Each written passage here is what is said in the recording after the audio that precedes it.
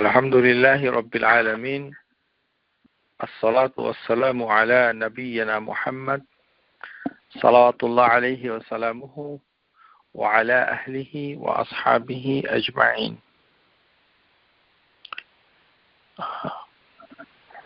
So আমরা ইবনে কাসির তার বিখ্যাত তাফসীর কোরআনুল আযীম যে তাফসীরের নাম তিনি দিয়েছেন সেখান থেকে সূরা ফাতিহা আমরা পড়াশোনা করব, দেখব। প্রথমেই এই দুঃসংবাদ দিয়ে এই দর্স আমরা শুরু করতে চাচ্ছি। দুঃসংবাদ হলো এই যে আপনাদের সামনে বাংলা ভাষায় যে দুটো তাফসীর রয়েছে, কোরআনুল আযীম ইবনে কাসির একটি অনুবাদ করেছেন যে বিখ্যাত আলিম বাংলাদেশের, যিনি ইন্তেকাল করেছেন, আখতার ফারুক রাহিমাহুল্লাহ তাআলা। এটি ইসলামিক ফাউন্ডেশন থেকে বের হয়েছিল। প্রথম প্রকাশ হয়েছিল 1988 সালে। এই যে অনুবাদটুকু ইসলামিক ফাউন্ডেশন যেটা বের করেছিল, এটা এখন মার্কেটে তেমন একটা পাওয়া যায় না, পাওয়া যায় খন্ড খন্ড ভাবে। এটা 12 খণ্ডের ভিতরে আছে। এটা অনেক ভালো এই দৃষ্টিতে যে মূল আরবিতে যে ইসলামিক ফাউন্ডেশন যেটা অনুবাদ তিনি করেছেন, আখতার ফারুক রাহিমাহুল্লাহ, তিনি মূল আরবির সাথে সবচেয়ে বেশি মিল রেখে অনুবাদ করেছেন। আর আমাদের শিক্ষক ডক্টর মোহাম্মদ মুজিবুর রহমান হাফিজাহুল্লাহ তাআলা, তিনি যে তাফসীর ইবনে কাসির করেছেন সেখানে অনেক বাদ দিয়েছেন। ফলে মূল আরবিতে অনেক কিছু লেখা ছিল, সেগুলো তিনি অনুবাদ না করে অনেক কিছু বাদ দিয়ে তারপরে বিক্ষিপ্তভাবে অনুবাদ করেছেন। সুতরাং যদি কেউ ইবনে কাসির বাংলা অনুবাদ পড়েন, ডক্টর মোহাম্মদ মুজিবুর রহমান স্যারেরটা যদি পড়েন, তাহলে আপনি টোটালটা পাবেন না, কারণ ওখানে ওগুলো তিনি বাদ দিয়েছেন। কেন বাদ দিয়েছেন সেটা আমি জানি না। আর যেটা আছে দারুস সালাম থেকে, যে 10টি খণ্ডে ইংরেজিতে আছে তাফসীর মিসবাহুল মুনির ফি তাহযীব তাফসীর ইবনে কাসির, যেটি সম্পাদনা করেছিলেন শেখ সাইফুর রহমান আল মুবারকপুরি রাহিমাহুল্লাহ। সেখানেও কিছু বাদ দেওয়া হয়েছে, গ্রামারের অংশটুকু তারা উল্লেখ করেনি। তো সুতরাং মূল আরবি থেকে বিভিন্ন জায়গায় কিছু কিছু বাদ পড়েছে, বিভিন্ন জায়গা থেকে। আবার কোন জায়গায় অতিরিক্ত কিছু কথা বলা হয়েছে যেটা মূল আরবিতে নাই। তো এই জন্য এটা একটা সুযোগ যে অন্তত সূরা ফাতিহাটা যদি আসলেই ইবনে কাসির কি বলতে চেয়েছেন, তিনি এত কষ্ট করে বিভিন্ন তত্ত্ব উপাত্ত সংগ্রহ করে আমাদের সামনে ইবনে কাসির সূরা ফাতিহা লিখেছেন, সেটা আপনি জানতেই পারলেন না। এর মৌলিক কারণ হচ্ছে যে ভাষাগত অনুবাদে সমস্যা। অনুবাদকারী তারা নিজেরা সিদ্ধান্ত নিয়ে বিভিন্ন ধরনের কাটাছেঁড়া করেছে। তো এখন তো আমরা কাউকে দোষ দিব? হ্যাঁ। আর অনেকে আছে জানেই না, এটা একটা সমস্যা। কারণ আজকাল আমাদের সমাজে এক শ্রেণীর লোক অনুবাদ পড়ে তর্ক করে। কোনো কিছু বাংলাতে কিছু লিখলে অনুবাদ পড়েই সে হয়তো জ্ঞানী কোনো ব্যক্তির সাথে তর্কে লিপ্ত হয়ে গেল। হ্যাঁ, এটা আছে, ওটা নাই, অথচ সে জানেই না যে এটা আদৌ নাই, অথবা এটি বানিয়ে বলা হয়েছে, এরকম বিষয় থাকতে পারে। এটা আমাদের সংস্কৃতির সমস্যা যে আমরা যখন কোনো কিছু অনুবাদ করি তখন এটা পরিষ্কার করি না যে এই মূল লেখক এই কথাটা বলেছেন কিনা। তাহলে মৌলিকভাবে ডক্টর মোহাম্মদ মুজিবুর রহমান স্যারের অনুবাদের ভিতরে কিছু বাদ পড়েছে, অনেক বাদ দিয়েছেন তিনি। আর আখতার ফারুক ইসলামিক ফাউন্ডেশন, এটাতে বাদ দেওয়া হয়েছে খুবই কম, এটাতে সবকিছু তুলে ধরা হয়েছে, কিন্তু অনুবাদে কিছুটা সমস্যা আছে, টুকটাক সমস্যা আছে, এবং কিছু জিনিস আবার হঠাৎ করে তিনি নিজ থেকে বলেছেন যেটা আরবিতে নাই, নিজের কথাটা তিনি লাগিয়ে দিয়েছেন, হয়তো বোঝানোর জন্য চেষ্টা করেছেন, কিন্তু এটা। আর দারুস সালামেরটাতে এই কিছু বাদ গিয়েছে, কিছু আছে। তো তাফসীরটা শুরু হয়েছে অনেক আউযু বিল্লাহি মিনাশ শাইতানির রাজিম, যেটাকে বলা হয় তাওয়াউজ, এর অর্থ থেকে। তারপরে বাসমালা, বিসমিল্লাহির রহমানির রহিম, এটার বিস্তারিত বর্ণনা এসেছে, আল্লাহ শব্দের অর্থ এসেছে, আর রহমান শব্দের অর্থ এসেছে, রহিম শব্দের অর্থ এসেছে। তখন এটা সম্পূর্ণ করে ইবনে কাসির রাহিমাহুল্লাহ তিনি শুরু করলেন আলহামদুলিল্লাহি রাব্বিল আলামিন। তো আমরা এই তাওয়াউজ আর বাসমালা সেটা আমরা পড়বো না, ওটা আমাদের আলোচনায় থাকবে না। আমরা শুধু দেখব যে আলহামদুলিল্লাহ থেকে তিনি কি বলতে চেয়েছেন। হ্যাঁ, এটা তো। সুতরাং আজকে যারা শুনছেন অথবা ভবিষ্যতে যারা শুনবেন তাদের একটা উপকার হচ্ছে যে মূল আরবিতে যেটা আছে সেটাকে আমরা ডিটেলস জেনে নিব, তাতে আমাদের সুবিধা হবে ইনশাআল্লাহ। ইবনে কাসির রাহিমাহুল্লাহ তিনি শুরু করেছেন কতগুলো গ্রামারের বিষয় দিয়ে এবং কতগুলো তাত্ত্বিক আলোচনা মানে করেছেন উচ্চারণের দিক থেকে। তিনি বলেছেন আল কিরাউ সাবআতুন আলা দাম্মিদ দাল ফি কাওলি আলহামদুলিল্লাহ ওয়া হুয়া মুবতাদাউ ওয়াল খাবার। ইবনে কাসির মনে করেন যে আলহামদুলিল্লাহ এই দুটি শব্দ গুচ্ছ, এটা মুবতাদাও হবে খবরও হবে, গ্রামার অনুযায়ী মুবতাদা ও আও খবর দুটোই। আর তিনি আরেকটি কথা বলেছেন যে 7টি কেরা বিশেষজ্ঞ, 7টি কেরাত, এই বিষয়ে আজকে আমরা তাফসিরের ক্লাস শেষ হয়ে যাওয়ার পরে আমরা 7টি কেরাত বলতে কি বোঝায় সেটা নিয়ে আমরা একটু আলোচনা করব, কেননা এটাতে অনেকের জ্ঞান এর অভাব রয়েছে। তো 7টি কেরাতের বিশেষজ্ঞরা সবাই একমত হয়েছে যে আলহামদ এই শব্দটির শেষে যে দাল রয়েছে সে দালের উপর একটা দম্মা হবে, অর্থাৎ আলহামদু, এই হারাকাটা হবে। এটা একমত হয়েছে, এটি তিনি বলেছেন। কিন্তু কেন একমত হয়েছেন, কারণ হলো যে ইবনে কাসির বলছেন যে সুফিয়ান ইবনে ওয়াইনা আর রুবাহ ইবনে আজ্জাজ তারা এটা জবর দিয়ে পড়তো, তারা পড়তো আলহামদুলিল্লাহ, এটা তারা পড়তেন এবং তারা এটা মানতেন। তাহলে দুইজন মানে কারি, মানে তারা দাল দিয়ে পড়তেন বলে খবর তিনি পেশ করেছেন। তো এটা নসব হিসাবে তারা পড়তেন। তারা বলতেন যে যেহেতু কর্মকারকের বিভক্তি এসেছে সেজন্য জবর হবে। এখানে সামনে একটি ক্রিয়া মানে ভার্ব রয়েছে, অসমাপিকা ক্রিয়া, সেটা উজ্জ আছে, এখানে নাই, কিন্তু সেই কারণে আলহামদটা নসব হবে, কর্মকারক হবে।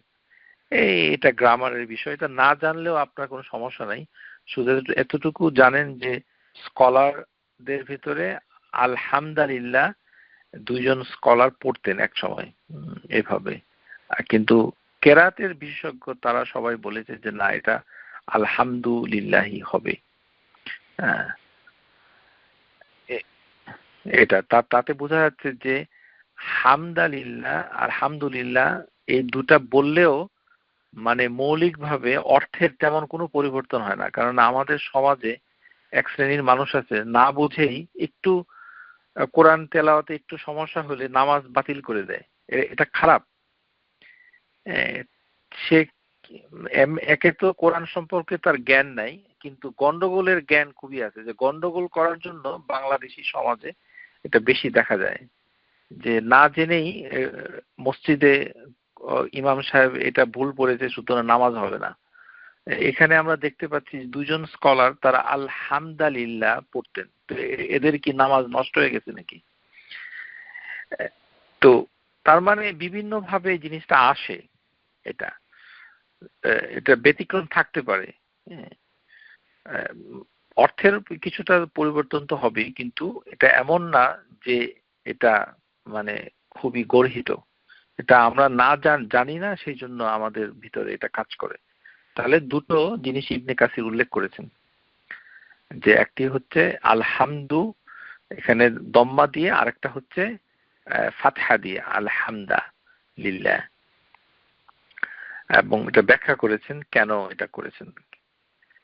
আর আরেকটি হচ্ছে যে ইবনু আবু আবলাহ তিনি এটা যে লিল্লাহ যেটা আলহামদু শব্দের পরে এসেছে সেটাকে তিনি লুল্লাহ রাব্বিল আলামিন পড়তেন। একটি হারাকার সাথে আরেকটি হারাকার সাদৃশ্যের জন্য তিনি এটা পড়তেন, এবং এটা মানে মানে ইবনে কাসির উল্লেখ করেছেন বিদ্দাম্মাদ দাল ওয়াল লাম ইতবাআন লিসানি ওয়াল আউয়াল, মানে প্রথমটার দম্মা আলহামদু দালের আর পরের লিল্লাহি লামের উপরে দম্মা, দুটো দম্মা পাশাপাশি, এভাবে তিনি পড়তেন। কিন্তু এই পড়াটা হচ্ছে সাজ, আলহামদুলিল্লাহি রাব্বিল আলামিন এভাবে পড়তেন। কে কে পড়তেন? ইবনে আবু আবলাহ তিনি পড়তেন। তো তার পড়াটা একটু অদ্ভুত, এটা একটি কিরা আলহামদুলিল্লাহ রাব্বিল আলামিন।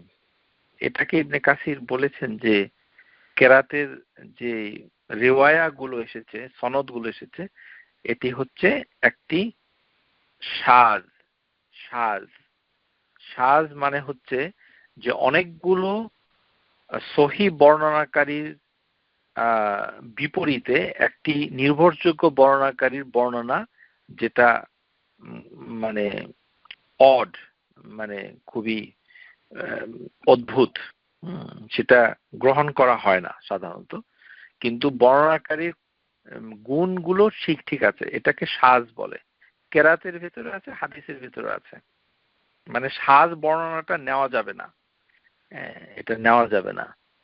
যেমন প্রসিদ্ধটা একটা কি মানে জানার জন্য, যে আজানের দোয়ার ভিতরে ইন্নাকা লা তুখলিফুল মিআদ, ইন্নাকা লা তুখলিফুল মিআদ, নিশ্চয়ই আপনি ভঙ্গ করেন না অঙ্গীকার, এই কথাটা হচ্ছে সাজ। এটা হাদিসে একজন রাবী বর্ণনা করেছে, কিন্তু অধিকাংশ কেউ বর্ণনা করেনি। সুতরাং এটা দোয়ার ভিতরে পড়া উচিত না, কিন্তু এটা সাজ, এটা একটা উদাহরণ হিসেবে বললাম যে সাজ বর্ণনাগুলো বাদ দিয়ে আমল করতে হবে। সাজ, কারণ অধিকাংশ যথেষ্ট সংখ্যক বর্ণনাকারীর বিপরীতে একটি অদ্ভুত বর্ণনা, যে বর্ণনাকারীর মোটামুটি গুণ ঠিক আছে, মিথ্যুক নয় অথবা মুনকার নয়, তার বর্ণনা অন্যান্য জায়গায় গ্রহণ হয়েছে, কিন্তু এই জায়গাতে সে একটি অদ্ভুত বর্ণনা করেছে যেটা কেউ বর্ণনা করেনি, তখন এটা সাজ হয়ে যায়। তো এটি একটি একাডেমিক আলোচনা। তারপর হচ্ছে সৈয়দ হাসান এবং জাইদ, শেখ জাইদ ইবাল, তারা মানে মানে বলেছেন যে আল্লাহু যে লিল্লাহ এই শব্দের প্রথম যে লাম সেটাকে কাসরা দিয়ে পড়তে হবে, এই কথাটা বলেছেন। বিকাসরাতি দাল ইতবাআন লিল আউলা সানি, এটা এটা তারা বলেছেন। তো বলেছেন যে হাসান এন্ড জাইদ ইবনে আলী, তার মানে আমরা যেটা পড়ি আর কি, আলহামদুলিল্লাহি, এটা লামের নিচে কাসরা এটা থাকবে, এটাই। তাহলে এই টোটাল বর্ণনাতে আমরা কিছু পিকুলিয়ার কেরাত শুনলাম, এবং যেটা আমাদের ভিতরে প্রসিদ্ধ সেটি হচ্ছে আমরা যেটা জানি, কিন্তু এর বাইরেও আছে, এটাই হচ্ছে এখান থেকে শিক্ষণীয়। এখান থেকে এটা শিক্ষণীয় যে বাইরেও মানে কিছু আছে। সুতরাং একটু এদিক সেদিক হলেই নামাজ নষ্ট হয়ে যায়, এই ধরনের কথাবার্তা বলা সঠিক নয়। হ্যাঁ, পরে ইবনে কাসির রাহমাহুল্লাহ তিনি জারির ইবনে তাবারি قال আবু জাফর বিন জারির, জারির ইবনে তাবারি যিনি তাফসির তাবারি লিখেছেন, তার উদ্ধৃতি দিয়ে তিনি কিছু কথা বলেছেন। মানাল আলহামদু শুকরান লিল্লাহি খালিসা দুনা সাইরি মা ইয়াবুদু মিন দুনিহি, অর্থাৎ যে সমস্ত মানে শকর, কৃতজ্ঞতা, তার মানে জারির তাবারি আলহামদুটাকে তিনি কৃতজ্ঞতা হিসাবে দেখেন। প্রথমেই তিনি এটা বলেছেন, তার মানে আলহামদুর সাথে অর্থ করেছেন কৃতজ্ঞতা শুধুমাত্র আল্লাহর জন্য। কারণ যার ইবাদত মানে যে যাদের ইবাদত করা হয়, যে মানে মানে যাদের ইবাদত করা হয়, দুনা সাইরি মা ইয়াবুদুনা মিন দুনিহি, not any objects that are worshipped instead of him, মানে কারোর জন্য মানে আল্লাহ ছাড়া যার ইবাদত করা হয় তারাও এই প্রশংসা মানে কৃতজ্ঞতা পাবে না। এটা হচ্ছে মূল কথা। আল্লাহ ছাড়া যাদের ইবাদত করা হয়, আল্লাহ ছাড়া কার ইবাদত করা হয়? আল্লাহ ছাড়া ইবাদত করা মুসলমানদের ভিতরে একটা বিরাট সংখ্যক মুসলমান আছে, তাদের অন্তরের ইবাদত করে। হাওয়া নিজে একটা বানিয়ে নিয়েছে, নিজে একটা ইলাহা তৈরি করেছে, সেটা ইবাদত করে। একটা উদাহরণ হচ্ছে যে কোরবানির সময় পশু কোরবানি দেওয়া ডিসগাস্টিং, অমানবিক, এবং এটা হচ্ছে খুব কুৎসিত। মানে এটা আমি সহ্য করতে পারি না। ইসলামের ভিতরে সবাই সবকিছুই ভালো, কিন্তু পশু জবাই করাটা খুব খারাপ, এবং পশু জবাই করাটা ডিসগাস্টিং, তারপরে হচ্ছে যে অমানবিক। এই ধরনের অকথ্য ভাষায় আমি এটাই বলবো। আমার সাথে এই ঈদের পরে কমপক্ষে কয়েকজনের সাথে আলাপ হয়েছে, তাদের কথা শুনলে মনে হয় তাদের অন্য একটা ধর্ম তারা মানে অনুসরণ করেন, আবার এদিকে দোয়া চায় যে আমার জন্য দোয়া করেন, আবার আল্লাহর কাছে সাহায্য চায়। তাকে কোন আল্লাহ সাহায্য দিবে, কোন ধর্ম তাকে সাহায্য দিবে? সে পশু জবাই করাটাকে ঘৃণা করে, অমানবিক বলে, অকথ্য বলে। আমি বলেছি যে এটি তো রাসূলুল্লাহ সাল্লাল্লাহু আলাইহি সাল্লাম করেছেন। তো রাসূলুল্লাহ সাল্লাল্লাহু আলাইহি সাল্লাম নিজ হাতে একটা কাজ করেছেন, সেটাকে আপনি বলতেছেন অমানবিক, কুৎসিত, ডিসগাস্টিং। তারপরে এটা আমার সহ্য হয় না। ও পোলাও কোরমা খাইতে খুব সহ্য হয়, মাংস, বিরিয়ানি, বার্গার এগুলো খাওয়ার সময় হুঁশ থাকে না। আর রোজা, কোরবানি, ঈদ আসলেই তিনি মানে শুরু করে দেন তার কিচ্ছা কাহিনী, এবং নিজে তো করেনি, অন্যকেও সেটা বলেন যে এটা আমি দেখতে চাই না। আর এমনও আছে যে সে বলছে দেখতে চাই না, শুনতে চাই না, করতে চাই না। তাহলে ওই লোকটা কার ইবাদত করছে? সে কিন্তু মুসলমান। এই যে ঘৃণাটা করছে, সে কার ইবাদত করছে? সে তার হাওয়া, তার যে অন্তর, মনের ইবাদত করছে। ইলাহুন হাওয়া ওহুন, এটা একটা ইলাহ, এর ইবাদত করে। কারণ তার যুক্তি, তার খেয়াল খুশি, তার যেটা পছন্দ, যেই জিনিসটাকে আল্লাহর ইবাদত করে, যখন সে বিপদে পড়ে, যেমন করোনা ভাইরাসে আক্রান্ত হয়েছে, এখন আল্লাহ করছে যে আল্লাহ আমাকে ভালো করে দাও, এটা হচ্ছে আল্লাহুল আযীম, যিনি সবাইকে আরোগ্য দান করেন, সে তার ইবাদত করছে, নামাজ পড়ছে, দোয়া করছে। আর আল্লাহর পাশাপাশি সে আরেকটা সত্তার ইবাদত করছে, সেটা হচ্ছে তার খেয়াল খুশি, যেটা কোরবানি ঈদের সময় মনের ভিতরে আবির্ভূত হয়।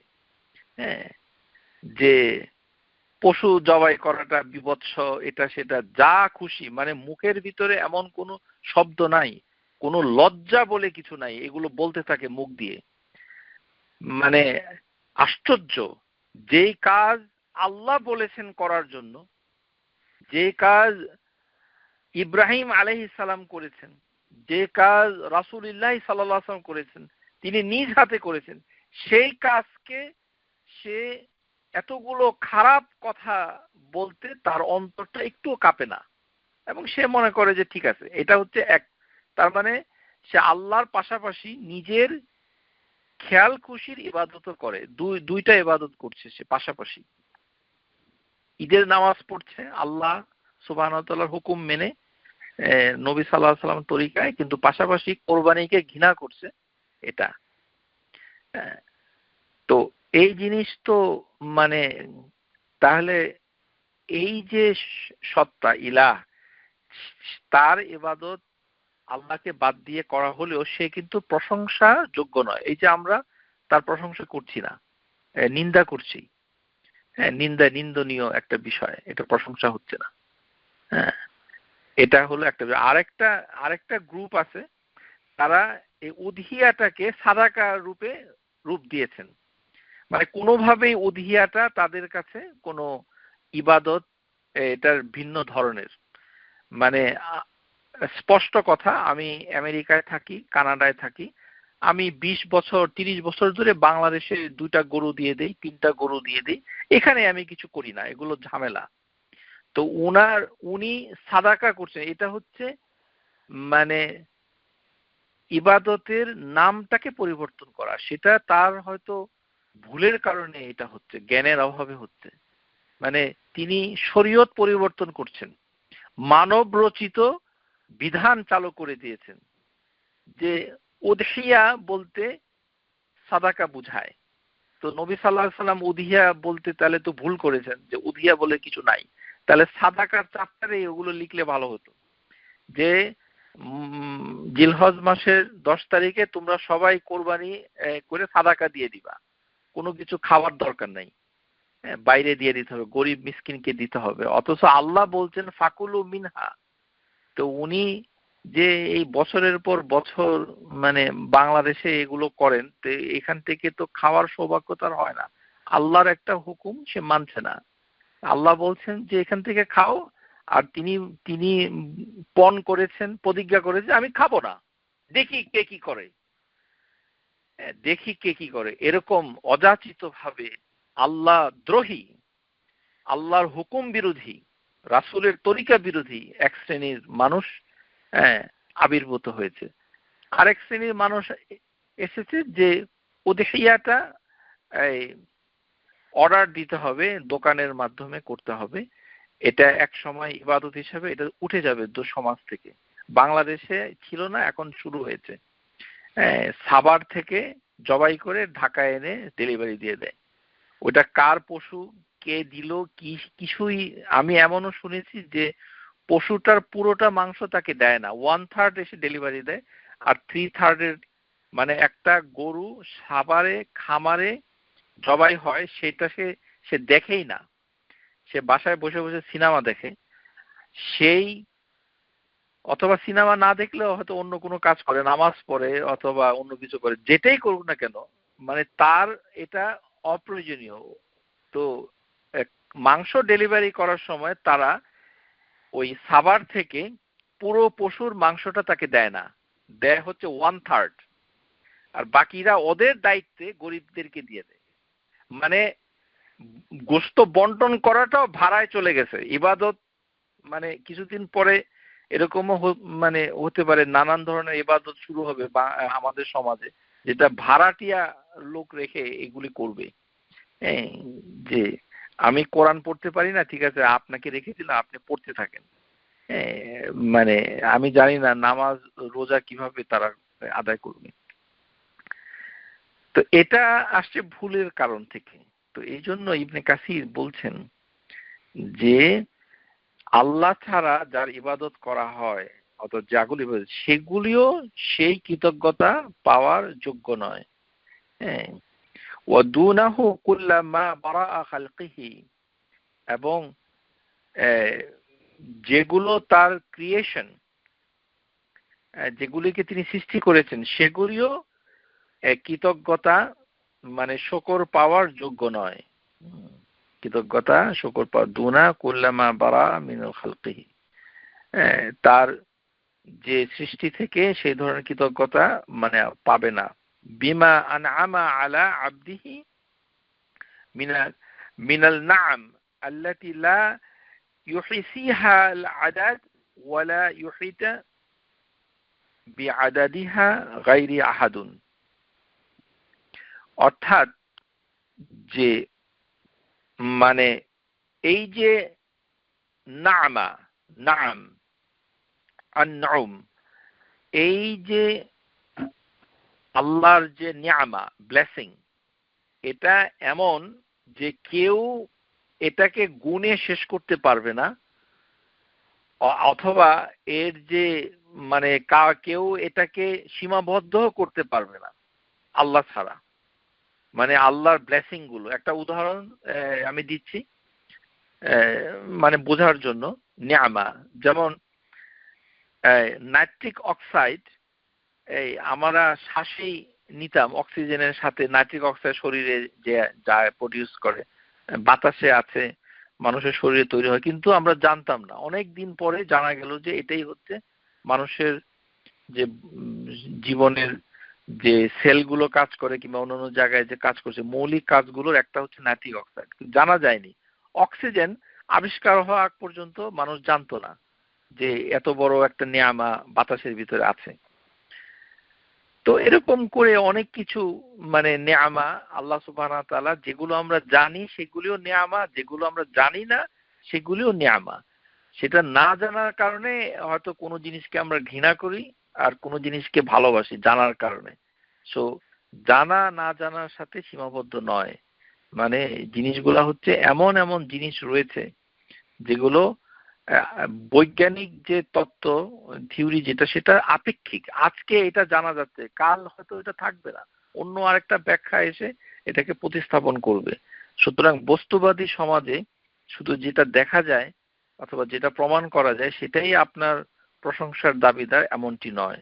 যেটা আমরা বুঝি না, যেটা আমরা জানি না, বুঝতে পারি না, কেন কিভাবে হচ্ছে সেটাও বুঝতে পারছি না, সেগুলি সমস্ত কিছুই মানে সৃষ্টির ভিতরে রয়েছে, সেগুলো প্রশংসার দাবিদার। এর মৌলিক কারণ হচ্ছে ইবনে কাসির বলছেন যে এটা আসলে ইবনে জারির থেকে তিনি নকল করেছেন।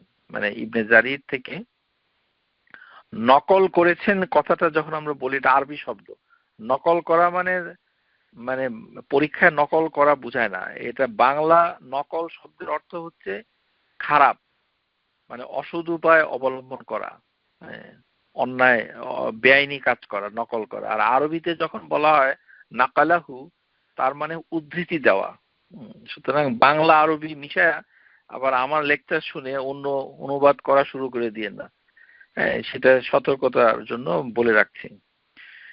এটা বলছেন যে তাসহিল আলাত লিত্তাআতাহু, যে আল্লাহ সুবহানাহু ওয়া তাআলা মানুষদেরকে কিছু টুলস দিয়েছেন যে কিভাবে তার শুকর আদায় করা যাবে। ও তামকিন জাওয়ারিহ আজসামিল মুকাল্লাফিন আল আদাই ওয়াল ফিরাদা ফারাইদিহি, যে আল্লাহ সুবহানাহু ওয়া তাআলা যে ধরনের ফারাইদ আদাইল ফারাইদ, আল্লাহর বিধানগুলোকে আদায় করা যাদের উপরে দায়িত্ব ছিল আল মুকাল্লাফিন, তাদের অঙ্গ প্রত্যঙ্গকে আল্লাহ সুবহানাহু ওয়া তাআলা সামর্থ্য দিয়েছেন যে সেটা দিয়ে সে আল্লাহর ইবাদতটা করতে পারে।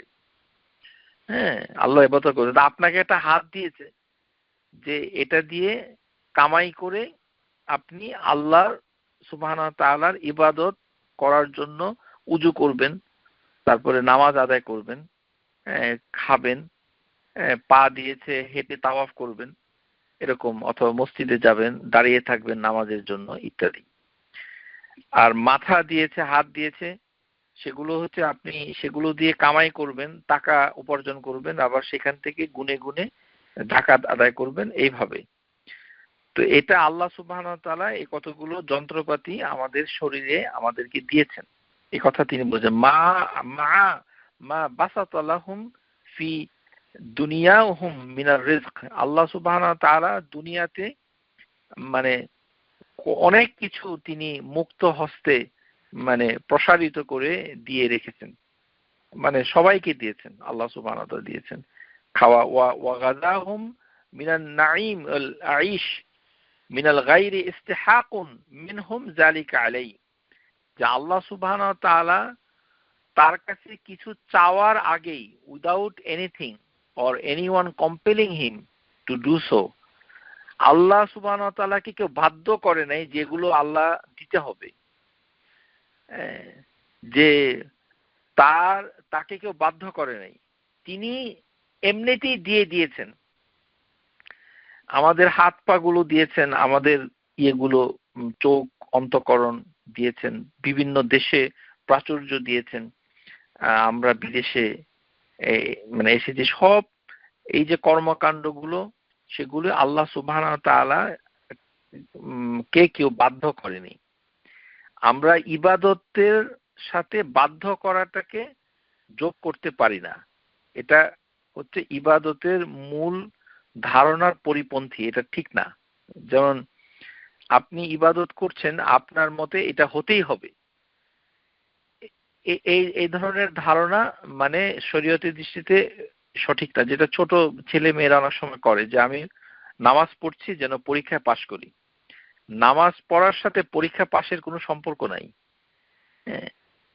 এই মানে কেননা নামাজ হচ্ছে একটা ইবাদত, এটা আল্লাহ সুবহানাহু ওয়া তাআলা আপনাকে আমাকে প্রাপ্তবয়স্ক সব মুসলমানের জন্য এটি দ্বীন ইসলামের একটি স্তম্ভ হিসেবে ঘোষণা দিয়েছেন, যেটা না করলে মুসলমান থাকবে না। যদিও তার নাম মুসলমান, যদিও সে আমার ভাই, আমার বোন, আমাদের বাসায় থাকে, একই টেবিলে খাওয়া দাওয়া করে, কিন্তু সে কিন্তু মুসলমান না। হ্যাঁ, তাকে নামাজ পড়তে হবে, কারণ এটার হুকুম। তো আল্লাহ সুবহানাহু ওয়া তাআলা এরকম কারোর কোনো ইবাদতের মাধ্যমে কোনো কিছু দিন না, তাকে কেউ বাধ্য করতে পারে না। এই জন্য জিনিসটা ভালো করে বুঝতে হবে যে এখানে ইবনে কাসির মানে জারির তাবারি থেকে যেটা এসেছে, যে এই যে আল্লাহ নাঈমুল আইশ জীবন যাপনের ভিতরে এত ব্লেসিং গুলো দিয়েছেন, সেগুলো আল্লাহর কাছ থেকে কেউ দাবি করে আনে নাই, এবং কেউ মানে আল্লাহ সুবহানাহু ওয়া তাআলাকে কেউ ফোর্স করে নেই, বাধ্য করে নেই এটা করতে। এটা আল্লাহ সুবহানাহু ওয়া তাআলা দিয়েছেন, তার জ্ঞান হাকিম। এই ক্ষেত্রে একটা উল্লেখযোগ্য বিষয় আছে, যেটা এই প্রাসঙ্গিক, এই কারণে বলছি যে কোরবানির প্রসঙ্গে আবার ফিরে যাচ্ছি, উদাহরণ হিসেবে বলছি যে যখন আপনি কৃতজ্ঞতা, শুকর লিল্লাহ খালিসান, আল্লাহর জন্য শুকর করছেন, তো এখানে ইবনে কাসির বলছে যে আপনার অঙ্গ প্রত্যঙ্গ, মেধা, মনন সবকিছু দিয়ে আপনি আল্লাহর বিধান থেকে যে পালন করছেন, সেটাই শুকর আদায়ের একটি মাধ্যম। কারণ তাসিহুল আলাত লিত্তাআতি, যে এগুলি হচ্ছে টুলস ফর তাআতাহু, আল্লাহর অবিডিয়েন্সের জন্য এক ধরনের টুল, অবিডিয়েন্সের জন্য। তো কষ্ট করে কোরবানি দেওয়ার সময় অনেকের অ্যাটিটিউড, মানসিকতা এরকম থাকে যে তিনি এই করেছেন, সেই করেছেন, কাজ থেকে ছুটি নিয়েছেন, ছুটি নেওয়া যায় না, তিনি একজন বড় বিজ্ঞানী, সায়েন্টিস্ট, পাইলট, আকাশে প্লেন চালান, বড় বড় অপারেশন করেন, সার্জারি করেন, মানে মানে ভাবটা এরকম যে এগুলো করে তিনি খুব আল্লাহ সুবহানাহু ওয়া তাআলার মানে মানে খুব অনুগ্রহ করছেন। আউযু বিল্লাহি মিনাশ শাইতানির রাজিম। আপনাকে এরকম মনোমানসিকতা থাকলে তো ইবাদত শুদ্ধ হবে না। আপনাকে খুশি মনে করতে হবে। ইন্নাল্লাহ গানিউন আলাল আলামিন। আল্লাহ সূরা হাজের ভিতরে এটা বলেছেন যে কেউ যদি আল্লাহর ঘরে হজ্জুল বাইতা মান ইসতাতা ইলাইহি সাবিলা ওমান কাফারা, যে ব্যক্তি আল্লাহর ঘরে হজ করতে যাবে না, ইন্নাল্লাহা আলা গানিউন আলাল আলামিন, আল্লাহ সুবহানাহু ওয়া তাআলা আল গানি, তিনি আপনার ইবাদত চান না। মানে আপনি কষ্ট করছেন সেটা এরকম যে আল্লাহ সুবহানাহু ওয়া তাআলাকে খুব কিছু করে দিচ্ছেন, এটা সঠিক নয়। একটা উদাহরণ কি, যেমন আমরা যখন কষ্ট করে সিনেমার টিকিট কাটতাম একসময়, এখন তো কেউ করে কি জানি না, মানে আজ থেকে 40 বছর আগে যখন বাংলাদেশের বিনোদনের জন্য সিনেমা হল ছিল, তো তখন মানুষ অনেক কষ্ট করে একটা টিকিট কালোবাজারি থেকে হয়তো জোগাড় করতো, মানে কুস্তি করে। এই যারা 80-র দশকের শুরুতে অথবা 70-এর দশকে সিনেমা দেখেছেন পাকিস্তান, তারা বলতে পারবেন। তো এই যে কষ্ট করে, সেটা কষ্ট করে করলেও সে কি বিরক্ত হতো? হতো না, খুশি হতো যে কষ্ট সে করেছে, কিন্তু অন্তরে তার তৃপ্তির হাসি। কষ্ট করে, যেমন ট্রেনের টিকিট করা, ট্রেনের টিকিট মানে অনেক কষ্ট করে মানে একটা টিকিট জোগাড় করলো, সে কি বিরক্ত হয়ে এটা বলছে? বলছে না, বলছে যে কৃতজ্ঞতার সাথে যে আমি তো পেলাম আলটিমেটলি। তো আপনি কষ্ট করে কোরবানি দিবেন, আমেরিকায় থাকেন, আপনি তাদের দেশে থাকেন, অথবা সেটা তো আপনি কেন আমেরিকায় আসছেন? আপনাকে মুসলমানের দেশ বাংলাদেশ, সেখান থেকে আপনাকে আমেরিকায় আসতে আল্লাহ কি বলেছে নাকি যে হে ইমানদারগণ তোমরা বাংলাদেশ থেকে দলে দলে আমেরিকা কানাডায় যাও? এগুলো কি আল্লাহ বলেছে নাকি তা আল্লাহ রাসূল বলেছে? আপনি নিজে এসে নিজের পায়ে কুড়াল দিয়েছেন, এখন আপনার ঝামেলা যন্ত্রণার জন্য আপনি একটা মানে কিছু একটা বলে বেড়ান, আমি এত কষ্ট করেছি, এত কষ্ট করেছি। ইন্নাল্লাহা গানিউন আলাল আলামিন, আল্লাহ সুবহানাহু ওয়া তাআলা আল গানি, তিনি প্রয়োজন মুক্ত, অভাব মুক্ত। আপনার এই ইবাদত আল্লাহর প্রয়োজন নেই। আল্লাহ সুবহানাহু ওয়া তাআলা ইন্নাল্লাহা মুস্তাগনিন আলাল আরশ, আল্লাহ যেমন তার সৃষ্টি সবচেয়ে বড় আরশের প্রয়োজন মুক্ত, তেমনি আল্লাহ আমাদের ইবাদতেরও প্রয়োজন মুক্ত। তিনি তো এটা চান না, তিনি চান শুকরুলিল্লাহ। আপনি যে কষ্ট করে বাংলাদেশে না থেকে আপনি আমেরিকায় এসে এখানে খাঁটি ঘি, তারপরে মানে সুন্দর বাতাসে শ্বাস নিচ্ছেন, এখানে সর্দি কাশি হয় না, আমাশা রোগ হয় না, কত ধরনের রোগ বালাই নাই, কত সুন্দরভাবে আপনি আছেন। তো সেটা তো আপনি নিজেকে নিজের জন্য পছন্দ করেছেন। তো সেখান থেকে যদি জটিলতা হয় সেটা তো এটা আপনার, আপনি কাকে কি বলছেন সেটা আপনার দায়িত্ব, এখানে বলার কিছু নাই, এটাই আপনার করতে হবে, এবং এটা প্রশংসা করারও কিছু নাই। অনেক ভদ্র মহিলা আছে অনেক কষ্ট করে পর্দা করে, মানে কষ্ট করে উনি হিজাব করে পর্দা করে, তার মানে খুব উদ্ধার করে ফেলেছেন। আর কষ্ট করে পর্দা করে মহিলা, তার দায়িত্বই হচ্ছে এটা, তাকে আল্লাহ সৃষ্টি করেছে পর্দা করার জন্য, সেটাতে ক্রেডিট নেওয়ার কিছু নাই। এটা ক্রেডিট নিতে হবে। আপনি কাকে কি দেখাচ্ছেন, কাকে কি বলছেন? আপনি আসল উবুদিয়া আল্লাহর বান্দা হতে পারেন নাই, কারণ আপনার ভিতরে কৃতজ্ঞতা বোধের অভাব। আপনি যে আল্লাহর একটা হুকুম পর্দা করা, আল্লাহর একটা হুকুম মানে নামাজ পড়া, আল্লাহর একটা হুকুম কুরবানি করা, এটা করে যে আপনি নিজে নিজে মনে তৃপ্তি বোধ করবেন যে না করতে পেরেছি, আলহামদুলিল্লাহ আল্লাহ তৌফিক দিয়েছে, টাকা না থাকলে কি করতাম, এই যে চাকরিটা আছে, এই যে আমার হাতটা আছে, এই যে আমার বাড়িটা আছে, এই যে আমার বিয়ে হয়েছে, আমার একটা মানে একটা গতি হয়েছে জীবনে, যার জন্য আমি পর্দা করতে পারতেছি, আল্লাহর হুকুমটাকে মানতে পারতে, সেটার কোনো কৃতজ্ঞতা বোধের প্রচন্ড অভাব। মানে উনি দেখাতে চাচ্ছেন যে উনি অনেক কিছু করে ফেলছেন।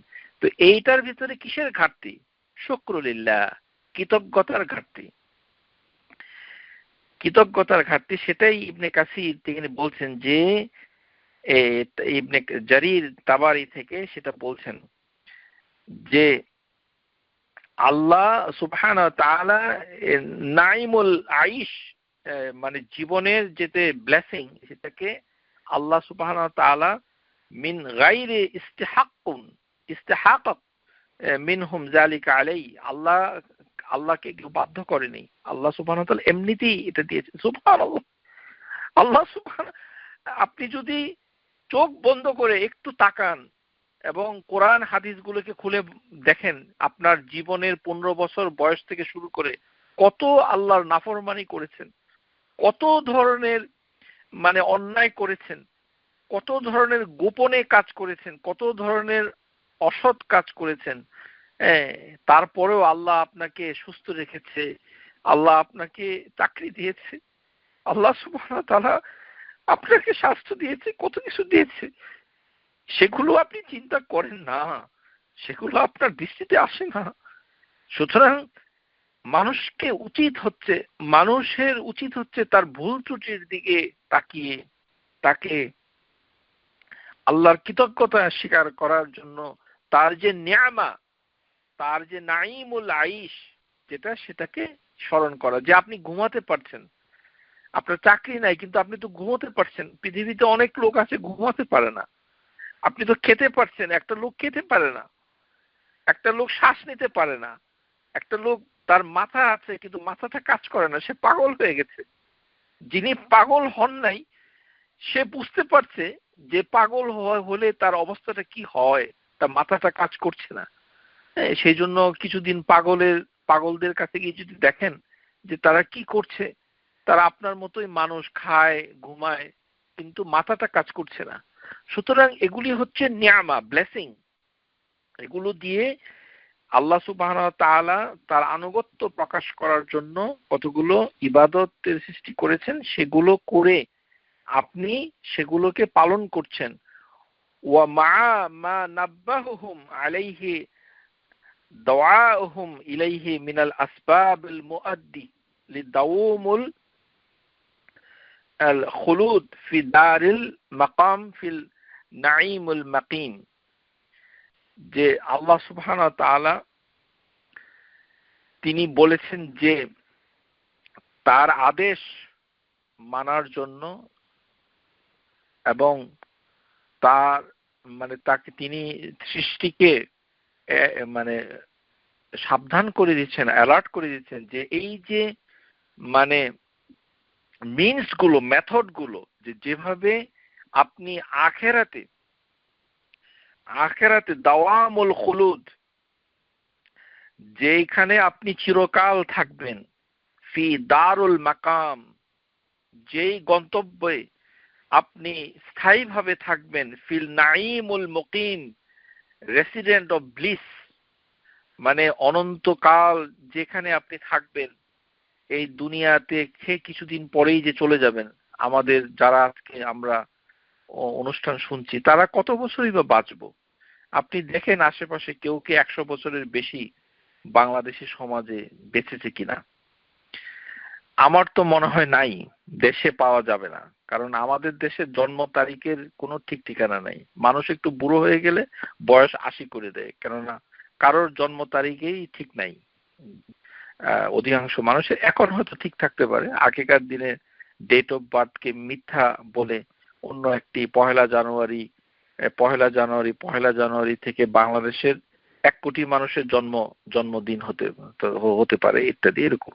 তো যাই হোক, যেটা আমরা বলতে চাচ্ছি যে আমাদের সীমিত জীবন, সেই জীবনকে বাদ দিয়ে যে জীবনের কথা ইবনে কাসির বলছেন যে দাওয়ামুল খুলুদ ফি দারিল মাকাম,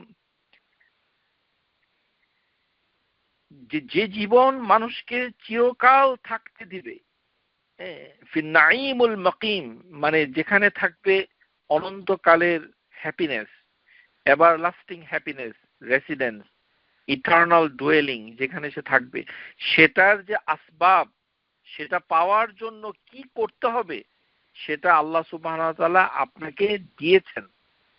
যেমন আপনি চাকরি করেন, আপনি পরীক্ষা পাশ করে একটা চাকরি নিয়েছেন, এই যে পড়াশোনা করছেন, তারপরে হাতে খেটে একটা কিছু কামাই করছেন, সেখান থেকে টাকা আসছে, তারপরে আপনার রুজি রোজগার গুলো হচ্ছে, তাতে আপনি নিজে খাচ্ছেন, অন্যকে খাওয়াচ্ছেন, এই বিনিময়ে আপনি আল্লাহর ইবাদত করছেন। মূল লক্ষ্যটা হচ্ছে আল্লাহর তাআতাহু, আল্লাহর তাআ, আল্লাহর আনুগত্য। সেটা ফিজিক্যাল বডি দিয়ে যেটা আপনি করবেন, সেটা জন্যই হচ্ছে লিশুকরিল্লাহ, এটাই ইবনে জারির বলেছেন।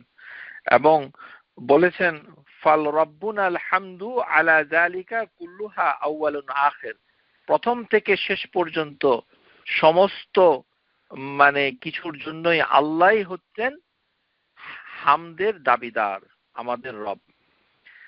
ক্বালা ইবনে জারির রাহিমাহুল্লাহ, জারির বলছেন আলহামদু লিল্লাহ সানাউ আসনা বিহি আলা নাফসিহি ওয়া ফি দাম্মানহু আমরা ইবাদিহি আন ইয়াসনাউ আলাইহি ফাকান ক্বালা ক্বালু আলহামদুলিল্লাহ। এখানে ইবনে জারির বলছেন যে আলহামদু হচ্ছে সানা, এক ধরনের প্রশংসা, যে এই সানাটা আল্লাহ সুবহানাহু ওয়া তাআলা নিজেই নিজের জন্য করেছেন। সানাউ আসনা বিহি আলা নাফসিহি, আল্লাহ সুবহানাহু ওয়া তাআলা নিজেই নিজের প্রশংসা করেছেন। সুবহানাল্লাহ। আল্লাহ সুবহানাহু ওয়া তাআলা নিজেই যে কাজটা করেন, সেই কাজটা করার জন্য দম্মানহু আমরা ইবাদিহি, আল্লাহ তার বান্দাকেও নির্দেশ দিয়েছেন যে তোমরাও আমার প্রশংসা করো, কারণ আমি আমার প্রশংসা করি। সুবহানাল্লাহ। একমাত্র আল্লাহ সুবহানাহু ওয়া তাআলা ছাড়া এই কর্মকাণ্ড কেউ করতে পারে না, বা বাস্তবে আল্লাহই একমাত্র যিনি নিজের প্রশংসা নিজে করেছেন, আর তিনি তার বান্দাকে আদেশ করেছেন যে তোমরাও আমার প্রশংসা করো। বিষয়টা এমন হয়ে দাঁড়িয়েছে যে ইবনে জারির বলছেন যে সবাইকে যেন বলা হচ্ছে কুলু, তোমরা সবাই বলো আলহামদুলিল্লাহ। কুলু শব্দটা আল্লাহ সুবহানাহু ওয়া তাআলা হয়তো আলহামদুলিল্লাহ সামনে দেননি, কিন্তু জিনিসটা এমন চিত্রকল্পে তিনি কল্পনা করেছেন। কে করেছেন? ইবনে জারির, বিখ্যাত মুফাসসির আবু জাফর বিন জারির রাহিমাহুল্লাহ, যে আল্লাহ সুবহানাহু ওয়া তাআলা যেন বলতে চেয়েছেন যে কুলু আলহামদুলিল্লাহ, তোমরা বলো আলহামদুলিল্লাহ, কিন্তু আল্লাহ সুবহানাহু ওয়া তাআলা সেটা বলেননি। কারণ শুরুতেই বলা হয়েছে আলহামদুলিল্লাহ হুয়া মুবতাদা ও খাবারু, এটা মুবতাদাও হবে খবরও হবে, দুটেই। যেমন ইবনে জারির তিনি বলছেন যে কেউ কেউ মনে করে যে আলহামদুলিল্লাহ সানাউ আলাইহি বিআসমাইহি ওয়াল হুসনা ওয়া সিফাতিহিল উলা, যে আলহামদুলিল্লাহ এমন একটা প্রশংসা যেটা আল্লাহর তার নামের জন্য প্রশংসাটা হচ্ছে, এবং অথবা আল্লাহর গুণাবলীর জন্য প্রশংসাটা হচ্ছে। এটা আবার অনেকের ধারণা, কেউ কেউ এরকম মনে করে। যেমন আল্লাহ হচ্ছেন আল ওয়াদুদ, তিনি কোনো কিছু বিনিময় ছাড়া, স্মরণ করে দেওয়া ছাড়া তিনি ভালোবাসেন। তারপরে ওয়াহাব, তিনি দান করেন, আপনাকে ছেলে দিয়েছে, মেয়ে দিয়েছে, আপনাকে সন্তান দিয়েছে, কাউকে দেয় নাই, কাউকে সুস্বাস্থ্য দিয়েছে, কাউকে সম্মান দিয়েছে, এরকম করে দিতে থাকেন। তো এই ধরনের গুণের জন্য প্রশংসা, অথবা আল্লাহর নাম, যেমন তিনি আর রহমান, তার তার রাহমা ছড়িয়ে পড়েছে, টইটুম্বুর হয়েছে, যে রহমাটা এমন ভাবে ছড়িয়েছে যার কোনো জায়গা নেই, রহমা খালি নেই। এই নামের জন্য অথবা তার গুণের জন্য প্রশংসা করা হয়। এই কারণে কেউ কেউ আলহামদুলিল্লাহ বলছেন। আর শুকর লিল্লাহ বলছেন যে সানাউ আলাইহি বিনিআমাহি ওয়া আইয়াদিহি, যে আল্লাহ আপনাকে যে ব্লেসিংস দিয়েছে, নিয়ামা দিয়েছে, সেগুলির জন্য আপনি আল্লাহর প্রশংসা করছেন, সেটা শুকর লিল্লাহ। এটা কেউ কেউ বলে, তার দুটো পার্থক্য হয়ে গেছে। এই কথাটাকে ইবনে জারির বললেও এটাকে বিরোধিতা করা হয়েছে, যে এই ধারণাটা সঠিক নয়, এই ধরনের কথাটাকে সঠিক বলা হয়নি। তারা বলেছেন যে যে যে কাল্লা ওয়াল হামদু ওয়া শুকরু মাকান আল আখির, যে আল হামদু এবং আশ-শুকরু এই দুটা একে অপরের কে মানে প্রতিস্থাপন করতে পারে না। মানে যেটা হামদু সেটা শুকরু, এই দুটা হবে না, এটা ধারণা। কিন্তু কিছু কিছু লোক এরকম ধারণা করত, তারা মনে করত যে হামদ এবং শুকর একই জিনিস। এটা নিয়ে একটা আলোচনা করেছে। শুকর বলতে বোঝাচ্ছে কৃতজ্ঞতা, আর হামদ বলতে বোঝাচ্ছে প্রশংসা। এবং তিনি বলছেন যে ইবনে আব্বাস এর উদ্ধৃতি দিচ্ছেন, তিনি বলছেন যে আলহামদু কালিমাতু কুল্লা শাকির, যে প্রত্যেক প্রশংসাকারী কথা হচ্ছে আলহামদুলিল্লাহ। হ্যাঁ, আমরা এটাই মনে করি যে যে কোনো সময় আমরা বলি আলহামদুলিল্লাহ। তো ওয়াকাদ ইস্তিদাল্লাল কুরতুবী লিইবনে জারীর, কুরতুবী তিনি একজন মুফাসসির, তিনি বলছেন যে অনেকে মনে করে আলহামদুলিল্লাহ শাকরান, আলহামদুলিল্লাহ হচ্ছে প্রশংসা, কৃতজ্ঞতা প্রকাশ করছি, এভাবেও কথা বলে আলহামদুলিল্লাহ শুকরান, এটা ইনি বলেছেন। কিন্তু এটা একটা দাবি, এই দাবি মানে ইবনে কাসির তিনি অন্যভাবে ব্যাখ্যা করে তার সাথে দ্বিমত পোষণ মানে মানে করেছেন, দ্বিমত পোষণ করেছেন। সেটি হচ্ছে যে সহিহুল হামদু সানাউ আলাল মামদুহ বিসিফাতিহি গায়রি সাবিক ইহসান, যে যিনি উপকার করেছে, যিনি প্রশংসার যোগ্য, তার প্রশংসা যখন করা হবে, মানে যে উপকার ছাড়াই প্রশংসা করা হচ্ছে, উপকার মানে হয়নি কিন্তু প্রশংসা হচ্ছে, সবসময় প্রশংসা হচ্ছে এরকম। আর শুকর হচ্ছে যে আলাল মাশকুর বি আউলা বিল ইহসান, যে যিনি কৃতজ্ঞ হয়েছেন তিনি কৃতজ্ঞতা প্রকাশ করার জন্য শুকর করছেন, তাদের কোনো কিছুর বিনিময়ে সেটা করছেন। এই জিনিসের একটু ডিটেলস তিনি এখানে তুলে ধরেছেন, যেটি তিনি বলেছেন যে শুকর এবং আলহামদু এই দুটি সমার্থক শব্দ হিসাবে কেউ কেউ বলেছেন। এবং ইবনে কাসির বলেছেন যে আলহামদুটা হচ্ছে কোনো ব্যক্তি বা সত্তার দক্ষতা বা নৈপুণ্যের কারণে অথবা অপরের প্রতি কোনো নিয়ামতের কারণে কোনো সত্তাকে প্রশংসা করা, মানে নিবেদিত প্রশংসা।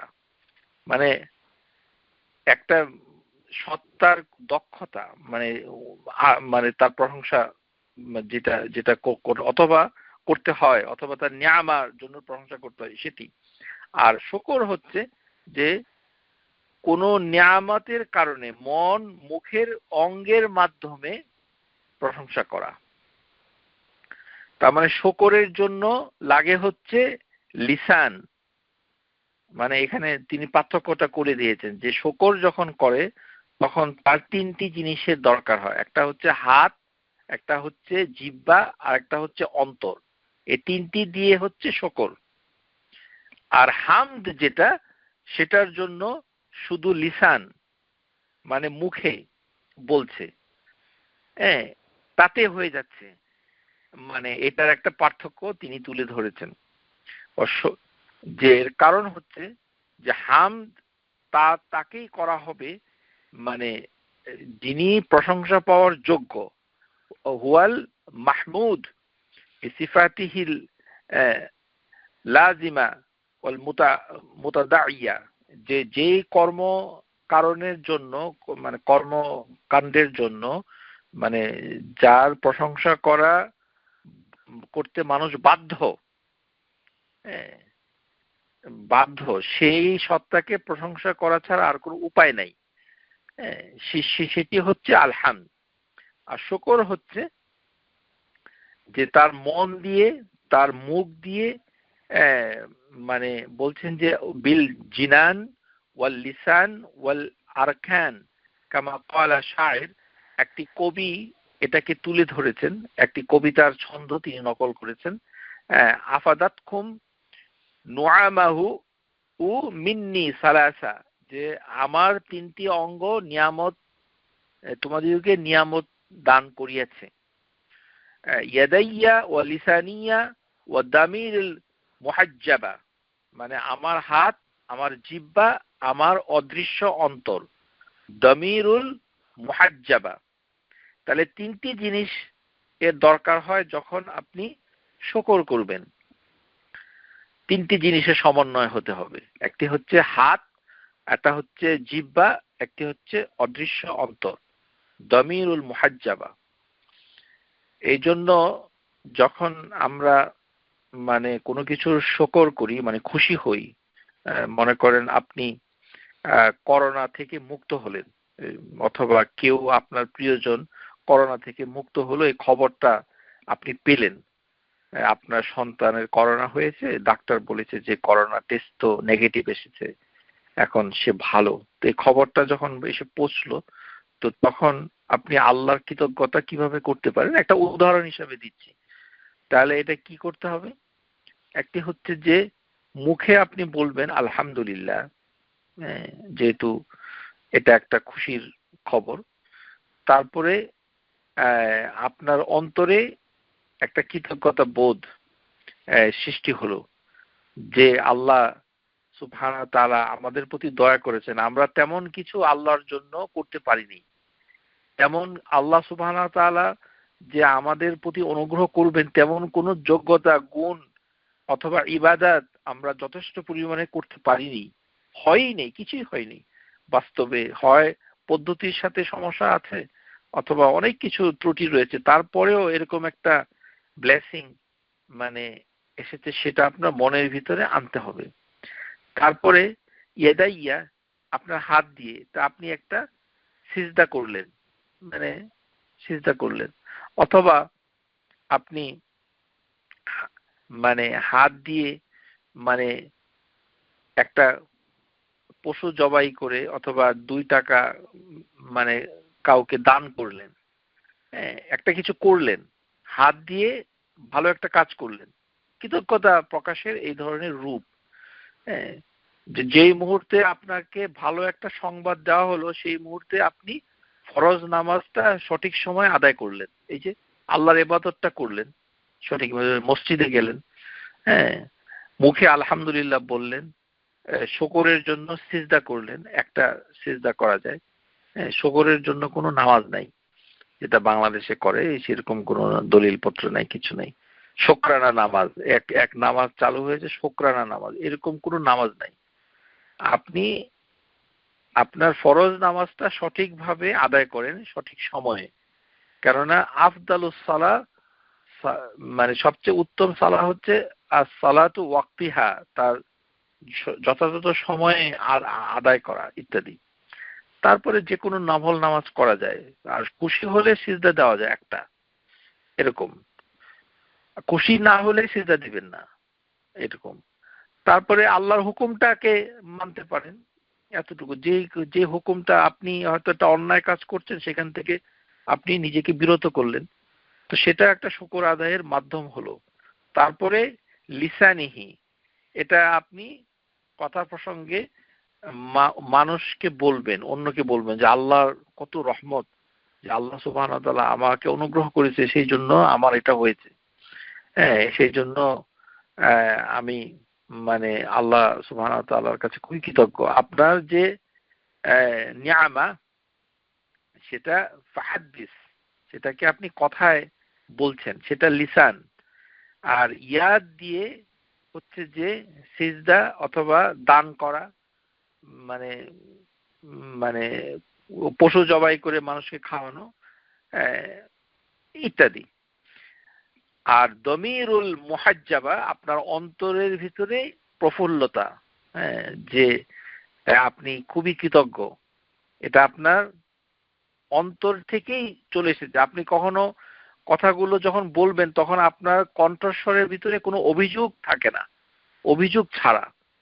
মা যেরকম সন্তানকে লালন পালন করতে গেলে কত কষ্ট করতে হয়, সেটার জন্য তো সে তার স্বামীকে খোঁটা দিতে পারে না যে আমি এটা করছি।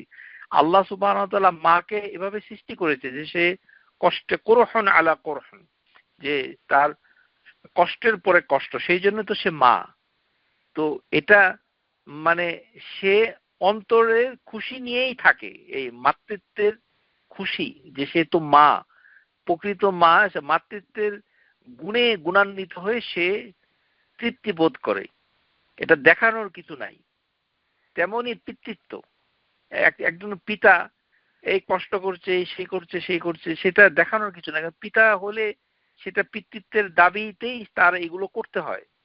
এগুলো হচ্ছে যে যাকে যেভাবে আল্লাহ সৃষ্টি করেছে তাকে সেই জিনিসটাকে করা, ভিতরে তার দায়িত্ব পালন করাটা তারই একটি গুণ, এটা প্রকাশ পাচ্ছে।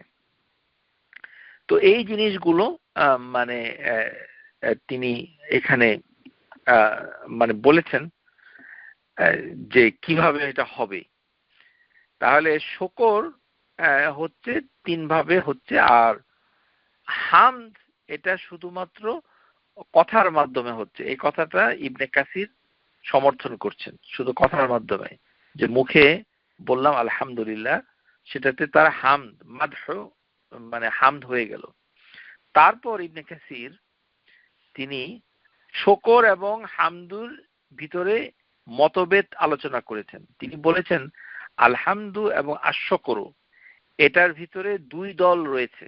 এক দল মনে করে যে শুকর হচ্ছে আলহামদুলিল্লাহ থেকে বড়, আর আরেক দল মনে করে যে আলহামদু শুকর থেকে বড়। তাহলে দুইটা দল আছে ইবনে কাসির মনে করেন, সেটি হচ্ছে আলহামদু শুকর থেকে বড়, আর আরেক দল মনে করে শুকর থেকে আলহামদু বড়। কোনটা? তখন ইবনে কাসির বলতেন সঠিক কথা হচ্ছে যে কোনোটার থেকে বড় নয়, বরঞ্চ একটির অর্থ অন্যটির অর্থের দিক থেকে ব্যাপক। মানে কোনো একটা প্রেক্ষাপটে আলহামদ এটা অত্যন্ত ব্যাপক, আবার শকরটা হচ্ছে খুবই নির্দিষ্ট। আবার কোনো কোনো ক্ষেত্রে শকর অনেক ব্যাপক, কিন্তু হামটুকু নির্দিষ্ট হয়েছে, মানে ছোট হয়ে গেছে, মানে এটাকে আরবি সংকীর্ণ হয়েছে। আরবি ভাষায় এই দুইটি শব্দের এই সম্পর্ককে বলা হয় নিসবাতুল উমুম ওয়াল খুসুস, যে কোনো কোনো শব্দ মানে মানে ইন জেনারেল, মানে সাধারণভাবে, আর কোনোটা হচ্ছে নির্দিষ্ট, এরকম। তো যেমন কোনো ব্যক্তি বা সত্তার মানে গুণ অথবা অপরের প্রতি নিয়ামতের কারণে হামদটাকে নিবেদন করা হয়, আর শকর নিবেদন করা হয় শুধুমাত্র নিয়ামতের কারণে। মানে নিয়ামত ছাড়া তার কোনো শকর নেই। মানে থ্যাঙ্কস আমরা কখন দেই? যখন আমরা কিছু পাই, উপকৃত হই। উপকৃত হওয়া আগ পর্যন্ত কোনো থ্যাঙ্কস আমরা দেই না, মানে বাস্তবে দেই না থ্যাঙ্কস। হ্যাঁ, কিন্তু মানে এটা তিনি বলছেন যে পক্ষান্তরে যে সকল অঙ্গের মাধ্যমে শকর এবং হাম নিবেদিত হয়, সে অঙ্গসমূহের বিবেচনায় শকর হামদ অপেক্ষা গুরুতর, মানে ব্যাপক। কারণ শকর করতে তিনটা অঙ্গের প্রয়োজন। একটা হচ্ছে চোখে দেখা যায় না, অন্তর। হ্যাঁ, দমিরুল মুহাজ্জাবা, অন্তর, যে আপনার যে মনন, সেটা দিয়ে আপনি খুশি হচ্ছেন, এটা দেখতে পাচ্ছেন না, কিন্তু এটাও একটা অঙ্গ, মাইন্ড যেটাকে বলা হয়। তারপরে হাত এবং জিহ্বা, এই তিনটি অঙ্গের দরকার হয়। সুতরাং এদিক থেকে দেখা যাচ্ছে যে শকরটা বড়, আর হামদের জন্য শুধু জিহ্বা লাগে। আবার এমন হয় যে কোনো কিছু বদান্যতা, কেউ আপনাকে উপকার করলো, তখন যেমন হামদ ব্যবহার হয়, যেমন প্রশংসা হয়। আবার তিনি একটা উদাহরণ দিয়েছেন যে অশ্ব চালনায়ও হামদ ব্যবহার হয়, মানে আপনি খুব ভালো গাড়ি চালান। সুতরাং এই কথাটা ইবনে কাসির গাড়ি চালানোর কথাটা দেননি, তিনি বলেছেন শোকরা, মানে মানে হামটা হবে যে লি ফুরুসিয়া তাহু, যে মানে অশ্ব চালনার নৈপুণ্যের জন্য। কিন্তু পরবর্তী যারা স্কলার এসেছে তারা মানে বলেছেন যে অশ্বচালনায় কারোর জন্য শকর করা যায় না, শকর শুধুমাত্র বিনিময়ের কারণে হয়ে থাকে। তাহলে শকর এবং হামদের একটা পার্থক্য আমরা ইবনে কাসির থেকে পেয়ে গেলাম। যারা মনে রাখতে চাচ্ছেন তাদের জন্য, যে হামদ হচ্ছে শুধু জিহ্বা আলাল লিসান, আর শকর হচ্ছে তিনটি অঙ্গ। একটি হচ্ছে লিসান মানে জিহ্বা, আরেকটি হচ্ছে হাত ইয়াদ, আরেকটি হচ্ছে দমির মুহাজ্জাবা অন্তর। এই তিনটি দিয়ে শুকর, এই কথা ইবনে কাসির সমর্থন করেন। তারপরে ইবনে কাসির আবু নসর ইসমাইল হাম্মাদ জওহরি থেকে তিনি বলছেন যে হামদ হচ্ছে নাকিদুদ্দাম। নাকিদুদ্দাম মানে হামদ শব্দটা হচ্ছে নিন্দার বিপরীত শব্দ। নিন্দা, নিন্দা মানে জম। এটার আরেকটি বিপরীত শব্দ হচ্ছে রেদা, সন্তুষ্টি। তাকুলু হামাদাতহু রাজুলুন আহমাদাহু হামদান, মানে এরকম মানুষ বলে। এখানে কিছু আরবি গ্রামারের মাধ্যমে কিছু শব্দ তিনি দিয়েছে। ও মাহমুদা ওয়া মাহমুদা ফাহুয়া হামিদ, ও মাহমুদ ওয়া তাহমিদ আবলাগাল হামিদ। মানে এখানে যেটা বুঝতে হবে সেটা হচ্ছে হামাদা মানে একটা ভার্ব, ক্রিয়াবাচক শব্দ, সে প্রশংসা করেছে। ইয়াহমাদু সে প্রশংসা করিবে বা করে। মাহমুদা মানে এটাকেই বলা হচ্ছে আলহামদু। মাহমুদা মানে প্রশংসা। আর মাহমুদ অথবা হামিদ হচ্ছে প্রশংসিত। যেমন আল্লাহু মাহমুদুন, আল্লাহ প্রশংসিত। আল্লাহু হামিদুন ইত্যাদি। আর তাহমিদ হচ্ছে অধিক প্রশংসা। তাহমিদ, যেমন আমরা তাহমিদ যখন বলি যে তাহমিদ করুন, তাহমিদ আবলাগা মিনাল হামদ, মানে সেটা হচ্ছে কি আলহামদুলিল্লাহ বারবার পড়া। তাহমিদ আলহামদুলিল্লাহ আলহামদুলিল্লাহ আলহামদুলিল্লাহ ইত্যাদি বারবার, সেটি হচ্ছে অধিকতর মানে প্রশংসা। ওয়াল হামদু আম্মা মিনাশ শুকর, এবং প্রশংসা হচ্ছে যে মানে শুকর থেকে ব্যাপক। মানে আলহামদু আম্মা মিনাশ শুকর, শুকরের থেকে প্রশংসা অনেক বেশি। ক্বালা ফি শুকর হুয়া সানাউ আলাল মাহসিনু বিমা আউলাহু মিনাল মারুফ। মানুষের যে উপকার যখন করা হয়, উপকারের বিনিময়ে যেটা প্রচলিত ভাষায় যে কাজটুকু প্রশংসার জন্য করা হয় সেটা হচ্ছে শুকর। কেউ আপনাকে একটা মানে লিফট দিল, সাহায্য করলো, অথবা কেউ আপনার একটা মানে সাহায্য করে দিল, অথবা কোথা থেকে আপনি হেল্প পেলেন, সেটার জন্য হচ্ছে শুকর। সেটার জন্য শুকর। আল্লাহ সুবহানাহু ওয়া তাআলা যখন কোনো কিছু করে দেন, সেটা আপনি যখন পান, সেটার বিনিময় হচ্ছে শুকর।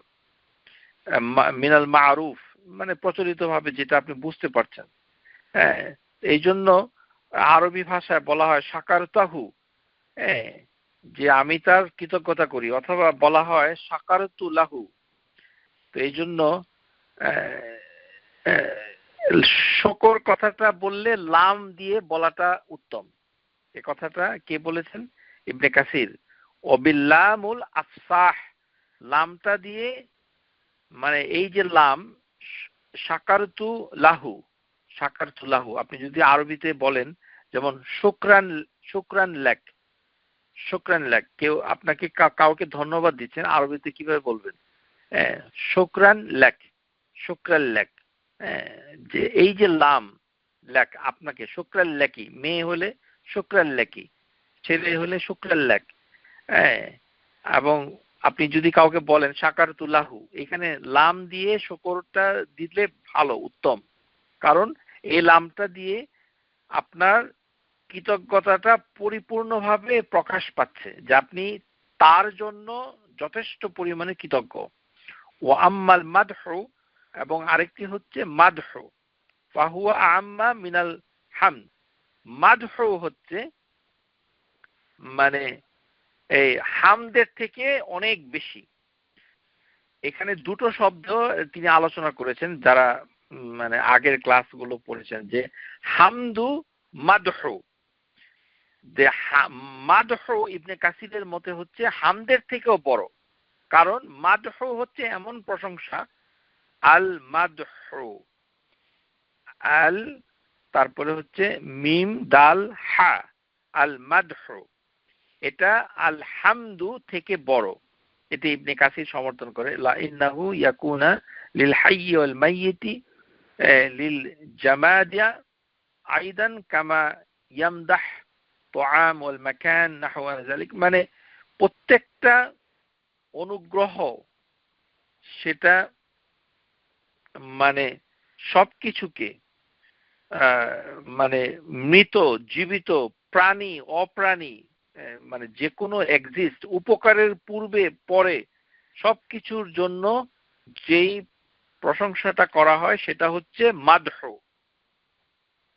ইবনে কাসির বলছেন যে মৃত ব্যক্তিরও উপকার হচ্ছে, আগেও হচ্ছে, পরেও হচ্ছে, সেটা হচ্ছে মাদহ। মানে মাদহ হচ্ছে এমন প্রশংসা যে এটাকে জীবিত, মৃত সবাইকে অন্তর্ভুক্ত করে, এবং যার প্রাণ আছে, প্রাণ নাই, প্রত্যেকটি বস্তু, বিষয় আগে যেরকম ছিল এখন যেমন আছে, পূর্বে এবং পরে সকল অবস্থাতেই মাদহ হবে। কিন্তু যখন হামদ কথাটা হবে তখন শুধুমাত্র কর্মগত কাজটাকে তুলে ধরবে। ওয়া আলা সিফাতিল মুতাআদিয়াতুন ওয়াল লাজমা তুআইদান ওয়া হুম আ'মা।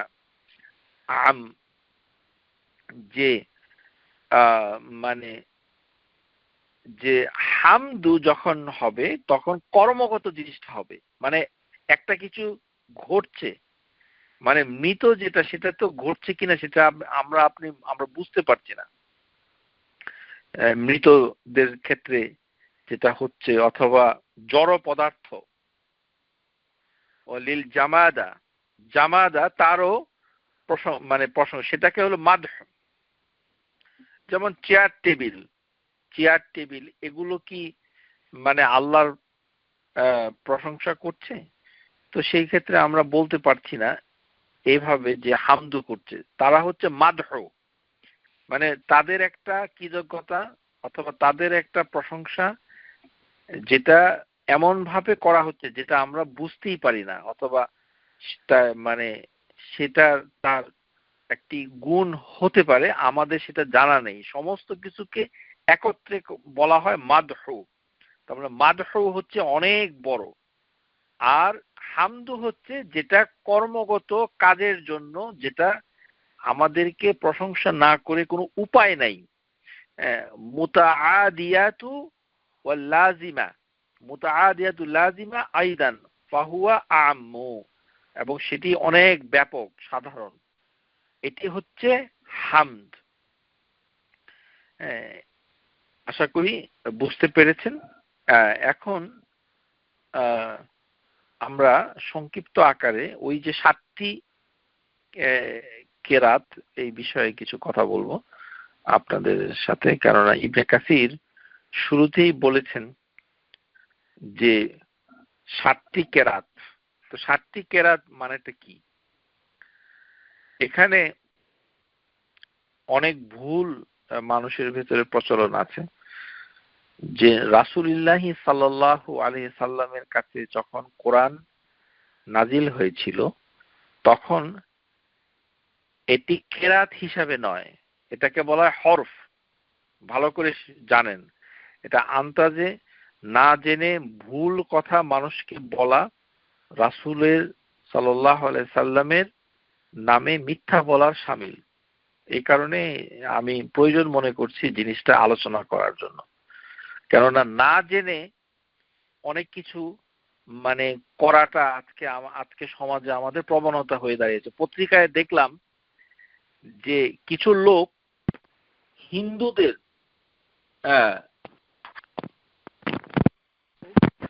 মানে কিছু লোক হিন্দুদের লাশ মানে আগুনে পোড়াচ্ছে এবং বলছে যে ইসলাম নাকি উদার, ইসলাম সবাইকে এরকম অনুমতি দেয় যে হিন্দুদের লাশ পোড়ানো যাবে। এটা কোন ইসলাম? এই ইসলামের খবর তো আমরা এতদিন পর্যন্ত পাই নাই। এটা বাংলাদেশে কবে আসলো এবং ইসলাম এটা বলেছে নাকি? আল্লাহ সুবহানাহু ওয়া তাআলা কুরআনুল কারীমে বলেছে ওয়ালাকাদ কাররামনা বানি আদম। আল্লাহ সুবহানাহু ওয়া তাআলা প্রত্যেকটা মানে মানুষকে সম্মানিত করেছেন। সে হিন্দু হোক আর মানে খ্রিস্টান হোক, সে তো একটা মানুষ। তাকে পোড়ানোর অধিকার মানে আপনাকে কে দিল? এটা তো ইসলাম বিরোধী, শরীয়ত বিরোধী।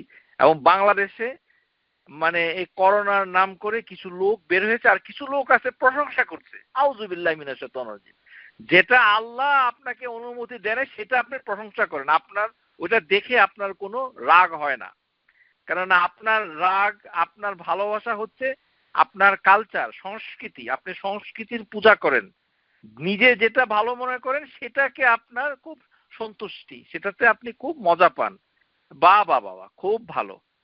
দেখেছো কত মানবিক সে, মানে কি বলে, এই হিন্দু ধর্মের লোকদের করোনা হয়েছে কিন্তু এই করোনা রুগীকে মানে শ্মশানে পোড়ানোর মতো ক্ষমতা মানে এই লোকের নাই, হিন্দু নাই। সে মুসলমান এক ভাই, সে মানে এখন হিন্দুদের ইয়েতে গিয়ে মানে সে কি করছে, শ্মশানে পুড়িয়ে দিচ্ছে। এটা শরীয়ত বিরোধী, আকীদা বিরোধী, ইসলাম বিরোধী। ওই হিন্দুকে যেটা করা উচিত ছিল সেটা হচ্ছে মাটির নিচে মানে রেখে দেওয়া, মাটির নিচে। কেননা হাদিসের ভিতরে আছে যে আলী রাদিয়াল্লাহু তাআলা আনহু যখন তার পিতা, তার পিতার নাম কি আলী আবি তালিব, আবি তালিব আমাদের রাসূলুল্লাহ সাল্লাল্লাহু আলাইহি সাল্লামের চাচা, তিনি তো ঈমান আনেনি। তো তিনি যখন মারা গেলেন তো তখন লাশ কি করা যেতে পারে, কেন যেহেতু তিনি মুসলমান না। তো আল্লাহ রাসূল সাল্লাল্লাহু আলাইহি সাল্লাম আলী রাদিয়াল্লাহু তাআলা আনহুকে কি বললেন যে তার লাশটাকে মাটির নিচে রেখে দাও। এর কারণ হচ্ছে যে লাশ পোড়ানো কোনো মুসলমানের কাজ না, এটা হিন্দু লাশই হোক আর আপনার মানে মুসলমানের লাশই হোক, মৃত ব্যক্তিকে সেটা হিন্দু হোক আর মুসলমান হোক, মানে তাকে অবশ্যই আপনাকে মাটির নিচে রাখতে হবে। কোনোভাবেই লাশের মানে তাকে মানে পোড়ানো যাবে না। তো উনি পত্রিকায় এটা এসেছে যে ইসলামের গুণ গণনা করছে যে ইসলাম সাম্য, সৌহার্দ্যের ধর্ম ইত্যাদি। আস্তাগফিরুল্লাহিল আযীম, লা হাওলা ওয়ালা কুওয়াতা ইল্লা বিল্লাহ। এই ইসলাম সম্পর্কে না জেনে এই ধরনের কথা বলার প্রবণতা আর এই ধরনের খবর পাঠ করে বাকবাকুম পায়রা হয়ে প্রশংসা করা, এগুলি সবই হচ্ছে ইসলাম বিরোধী। এর জন্য আল্লাহ সুবহানাহু ওয়া তাআলা আপনাকে শাস্তি দিবে। কেননা আপনি আপনার ধর্মকে চিনতে পারেন নাই, আপনার ধর্মটাকে বিকৃত করে অন্য ধর্মের সাথে মিলিয়ে তার লাশকে আপনি আগুনে পুড়িয়ে দিচ্ছেন এবং সেটাকে আপনার খুব প্রশংসা হচ্ছে। এটা হলো মানে এই ব্যাপারে শেখ আল আলবানী রাহিমাহুল্লাহ তার যে আহকামুল জানায়েজের ভিতরে চ্যাপ্টার নাম্বার 14 সেখানে তিনি বলেছেন যে কাফের যে নন মুসলিম তাকেও দাফন করা ওয়াজিব, তাকেও আপনাকে মাটির নিচে রাখতে হবে। আন আলী রাদিয়াল্লাহু আনহু قال لما توفى আবু তালিব, আবু তালিবের যখন মৃত্যু হলো, আতাইতুন নবী সাল্লাল্লাহু আলাইহি সাল্লাম ফাকুলতু ইন্নী আম্মাক শাইখ قد مات, যে মানে আপনার চাচা অনেক বৃদ্ধ মরে গেছেন। রাসূলুল্লাহ সাল্লাল্লাহু আলাইহি ওয়াসাল্লামকে বলছে আপনার চাচা। তো রাসূলুল্লাহ সাল্লাল্লাহু আলাইহি ওয়াসাল্লাম আলীকে কি বলছেন, ইযহাব ফাওয়ারিহি সুম্মা লা তুহাদ্দিসি শাইআন হাত্তা তাতিয়ানি। তো পরে তিনি বলেন কি যে তুমি যাও তাকে ঢেকে আসো, আর আমার কাছে আসার আগে কিছু করবে না। তো রাসূলুল্লাহ সাল্লাল্লাহু আলাইহি সাল্লাম মানে এটা বললেন, তারপরে মানে তার লাশটাকে প্রথমে ঢেকে আসলেন আলী রাদিয়াল্লাহু আনহু। তারপরে ঢেকে যখন তিনি আসলেন তখন তিনি আলীকে কি বললেন, ইযহাব ফাক্তাসিল, এই লাশটাকে তুমি গোসল দাও, তারপরে আর কিছু করো না, তারপরে আমার কাছে আসো। তারপরে তিনি মানে মানে মাটিতে দাফন করতে বললেন এবং মাটিতে দাফন করা হয়েছিল। তাহলে আমরা যেটা ইভেন বদরের যুদ্ধে যারা কুরাইশদের 24 জন নেতা যারা মানে মানে নিহত হয়েছিল, তাদেরকে রাসূলুল্লাহ সাল্লাল্লাহু আলাইহি ওয়াসাল্লাম আগুন দিয়ে পোড়ান নাই, তাদেরকে একটা কুয়ার ভিতরে নিক্ষেপ করা হয়েছিল। হ্যাঁ, কুয়ার ভিতরে। তাহলে বোঝা যাচ্ছে যে হিন্দুর লাশ সে করোনায় আক্রান্ত হলে তাকে শ্মশানে গিয়ে পোড়ানোর ভিতরে কোনো সার্থকতা নেই, বরঞ্চ গুনার কাজ, মারাত্মক গুনাহ। কিন্তু তিনি জানছেন না, এই কারণে না জানার কারণে তিনি প্রশংসা করে বেড়াচ্ছেন। তো এমনই একটি বিষয় রয়েছে, সেটি হচ্ছে যে 7 কেরাত। তো আমাদের অনেকে না জেনে কি বলে যে কোরআন নাজিল হয়েছে 7টি কেরাতে, এই জন্য 7টি, এটি ঠিক নয়, এটি হচ্ছে কেরাত নয়, জিনিসটা হচ্ছে আহরুফ। আহরুফ স্টাইল, এটাকে আরবিতে বলে স্টাইল, মানে বাংলা, এটা বাংলা হচ্ছে স্টাইল। হ্যাঁ, একটা হচ্ছে হাদিস, হচ্ছে বুখারীর হাদিস, আকরাআনি জিবরাইল আলাইহিস সালাম আলাল হরফ, জিবরাইল আলাইহিস সালাম আমাকে একটা হরফের সাথে তিনি মানে শিক্ষা দিয়েছেন, পড়িয়েছেন। তাহলে জিবরাইল আলাইহিস সালাম কোরআনুল কারীমকে একটা হরফে পড়িয়েছেন। এই হরফ শব্দটার মানেটা কি? হরফ, হা রা ফা, হরফ। এই শব্দটা কিন্তু কোরআনুল কারীমে আছে, যেমন সূরা আল হজ আয়াত নম্বর 11, ওমিনান নাসি মাইয়াবুদুল্লাহ আলা হরফ, যে মানুষের মধ্যে কেউ কেউ আল্লাহর ইবাদত করে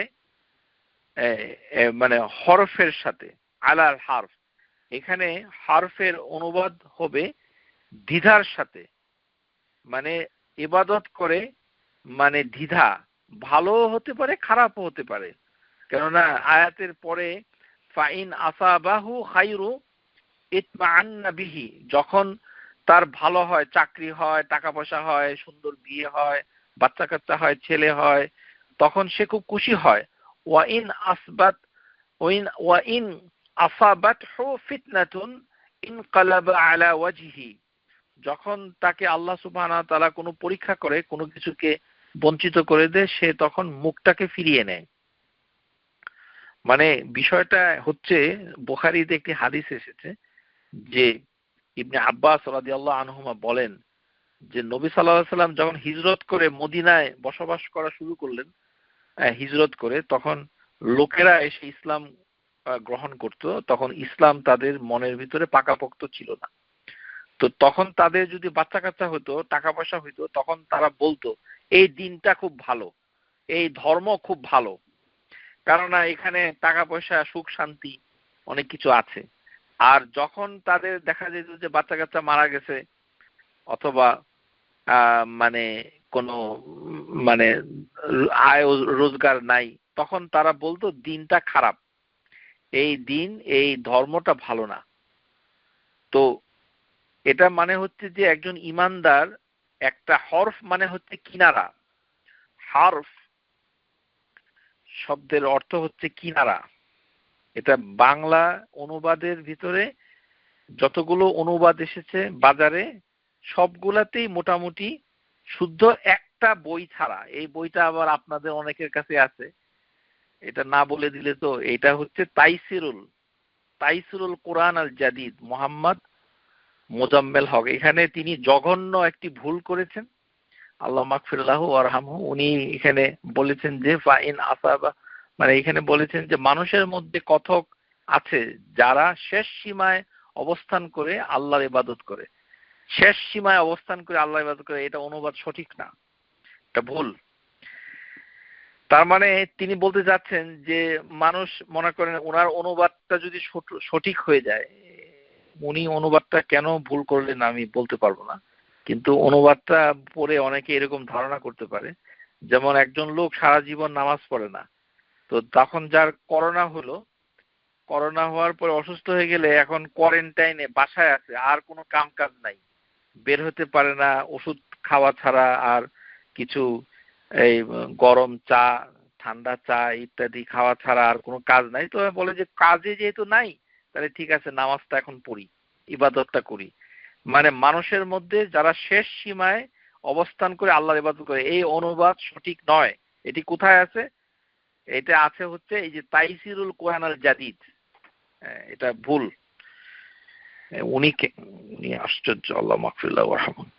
তো এটা হচ্ছে যে এটা সঠিক অনুবাদ হচ্ছে যেটা অন্য সবগুলো কোরআনের ভিতরে আছে, যেটা মানে কোরআনুল কারীম অন্য যত সবগুলোতে সঠিক আছে ইনশাআল্লাহ। সেটি হচ্ছে মানুষের মধ্যে কেউ কেউ আল্লাহর ইবাদত করে দ্বিধার সাথে, মানে দ্বিধা দ্বন্দ্বের সাথে আল্লাহর ইবাদত করে আলা হরফ। এই দ্বিধা দ্বন্দ্ব মানে হচ্ছে যে হরফ মানে হচ্ছে কিনারা। মানুষ যখন কিনারায় থাকে, কোনো গর্তের কিনারায় থাকে, তখন সে কি হয়, স্থিতিশীল হয় না, মানে যে কোনো জায়গায় পড়ে যেতে পারে। এটাই আল্লাহ রূপক হিসাবে বর্ণনা করেছে যে মানুষ যখন কিনারায় চলে আসে, হরফ, এটার শাব্দিক অর্থ হবে দ্বিধা, ডাউট, মানুষের ভিতরে ডাউট আছে যে এটা কি ভালো, এটা কি মন্দ, সন্দেহ, অমূলক ধারণা, এটা বুঝাচ্ছে। দিনের উপরে ধারণা, এই জিনিসটা তার ইমান ইয়াকিন এগুলি মানে শক্তিশালী না, মানে সে মানে দুঃখ দুর্দশায় ধৈর্য ধারণ করতে পারছে না, অথবা অনুগ্রহ লাভ করার সাথে সাথে সে আল্লাহর কৃতজ্ঞতা করে না, দ্বিধাগ্রস্ত। হ্যাঁ, যে কোনো কিছু পাইলে ইসলাম খুব ভালো, মাশাআল্লাহ, আর যখন পাবে না তখন খারাপ। যেমন একটা উদাহরণ দিচ্ছি, যে হজ থেকে একজনে মানে জমজমের পানি নিয়ে আসলো, নিয়ে এসে একটা বেনামাজি নামাজ পড়ে না, মানে সেই পরিবারে দেওয়া হলো, সেই পরিবারে একজন অসুস্থ, ক্যান্সার হয়েছে। তো পানিটা খাওয়ানোর পরে তো পানিটা দিয়ে তাকে কথা শুনিয়ে দিচ্ছে ফোনে, হ্যাঁ আপনি জমজমের পানি দিয়েছেন, খাওয়াইলাম তো কিছুই তো হইলো না, হ্যাঁ কিছুই তো হইলো না। তার মানে এই ধরনের লোককে জমজমের পানি দেওয়া উচিত না, কেননা আপনি বেসিক্যালি জমজমের পানির কে ডিসরেসপেক্ট করছেন, অপমান করছেন, তারপরে আল্লাহ সুবহানাহু ওয়া তাআলা প্রতি তাকে একটা মন্দ ধারণা করতে উৎসাহ দিয়েছেন। সবাইকে সবকিছু দিতে নাই, কেননা সে সেটাকে সম্মান করতে জানে না, তা আল্লাহ সম্পর্কে তার কোনো জ্ঞান নাই, কেননা সে ইবাদত করে হচ্ছে দ্বিধাদ্বন্দ্বের উপরে, যে পরীক্ষা এসেছে ঠিক আছে নামাজ পড়ে দেখি যদি পাস হয়, পাস হলে কিছুদিন নামাজ পড়ে তারপরে ছেড়ে দেয়, আর পাস যদি না হয় তাহলে পুরোটাই বাদ। যে আমি একটা মানে ভিসার জন্য দাঁড়িয়েছি, আমি একটি সুন্দর একটা বিয়ে করব, সুন্দর একটা চাকরি পাবো, এটার জন্য কিছুদিন ইবাদত করি, তো পাইলে খুব ভালো, আর যদি না পায় তাহলে খারাপ। এটাকে বলা হয় আলা হরফ, মানে দ্বিধাদ্বন্দ্ব।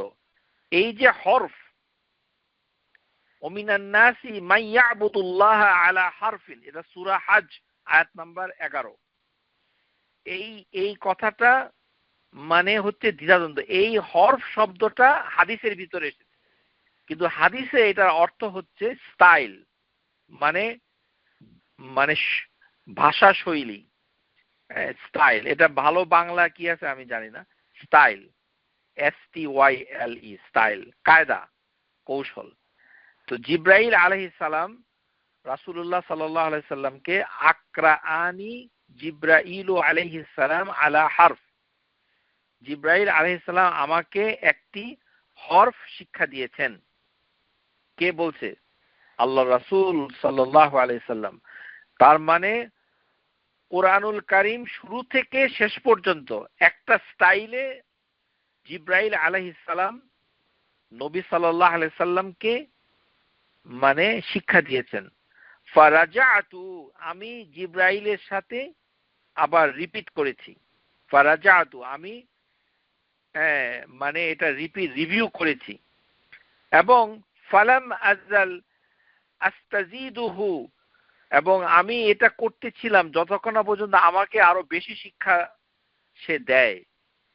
ফায়াজিদুনি হাত্তা আনতাহা ইলা সাবআতি আহরুফ, তার মানে 7টি স্টাইল আল্লাহ সুবহানাহু ওয়া তাআলা জিবরাইলের মাধ্যমে আল্লাহর রাসূলকে শিক্ষা দিয়েছেন। তাহলে কোরআনের রয়েছে 7টি স্টাইল, সাবআতু আহরুফ।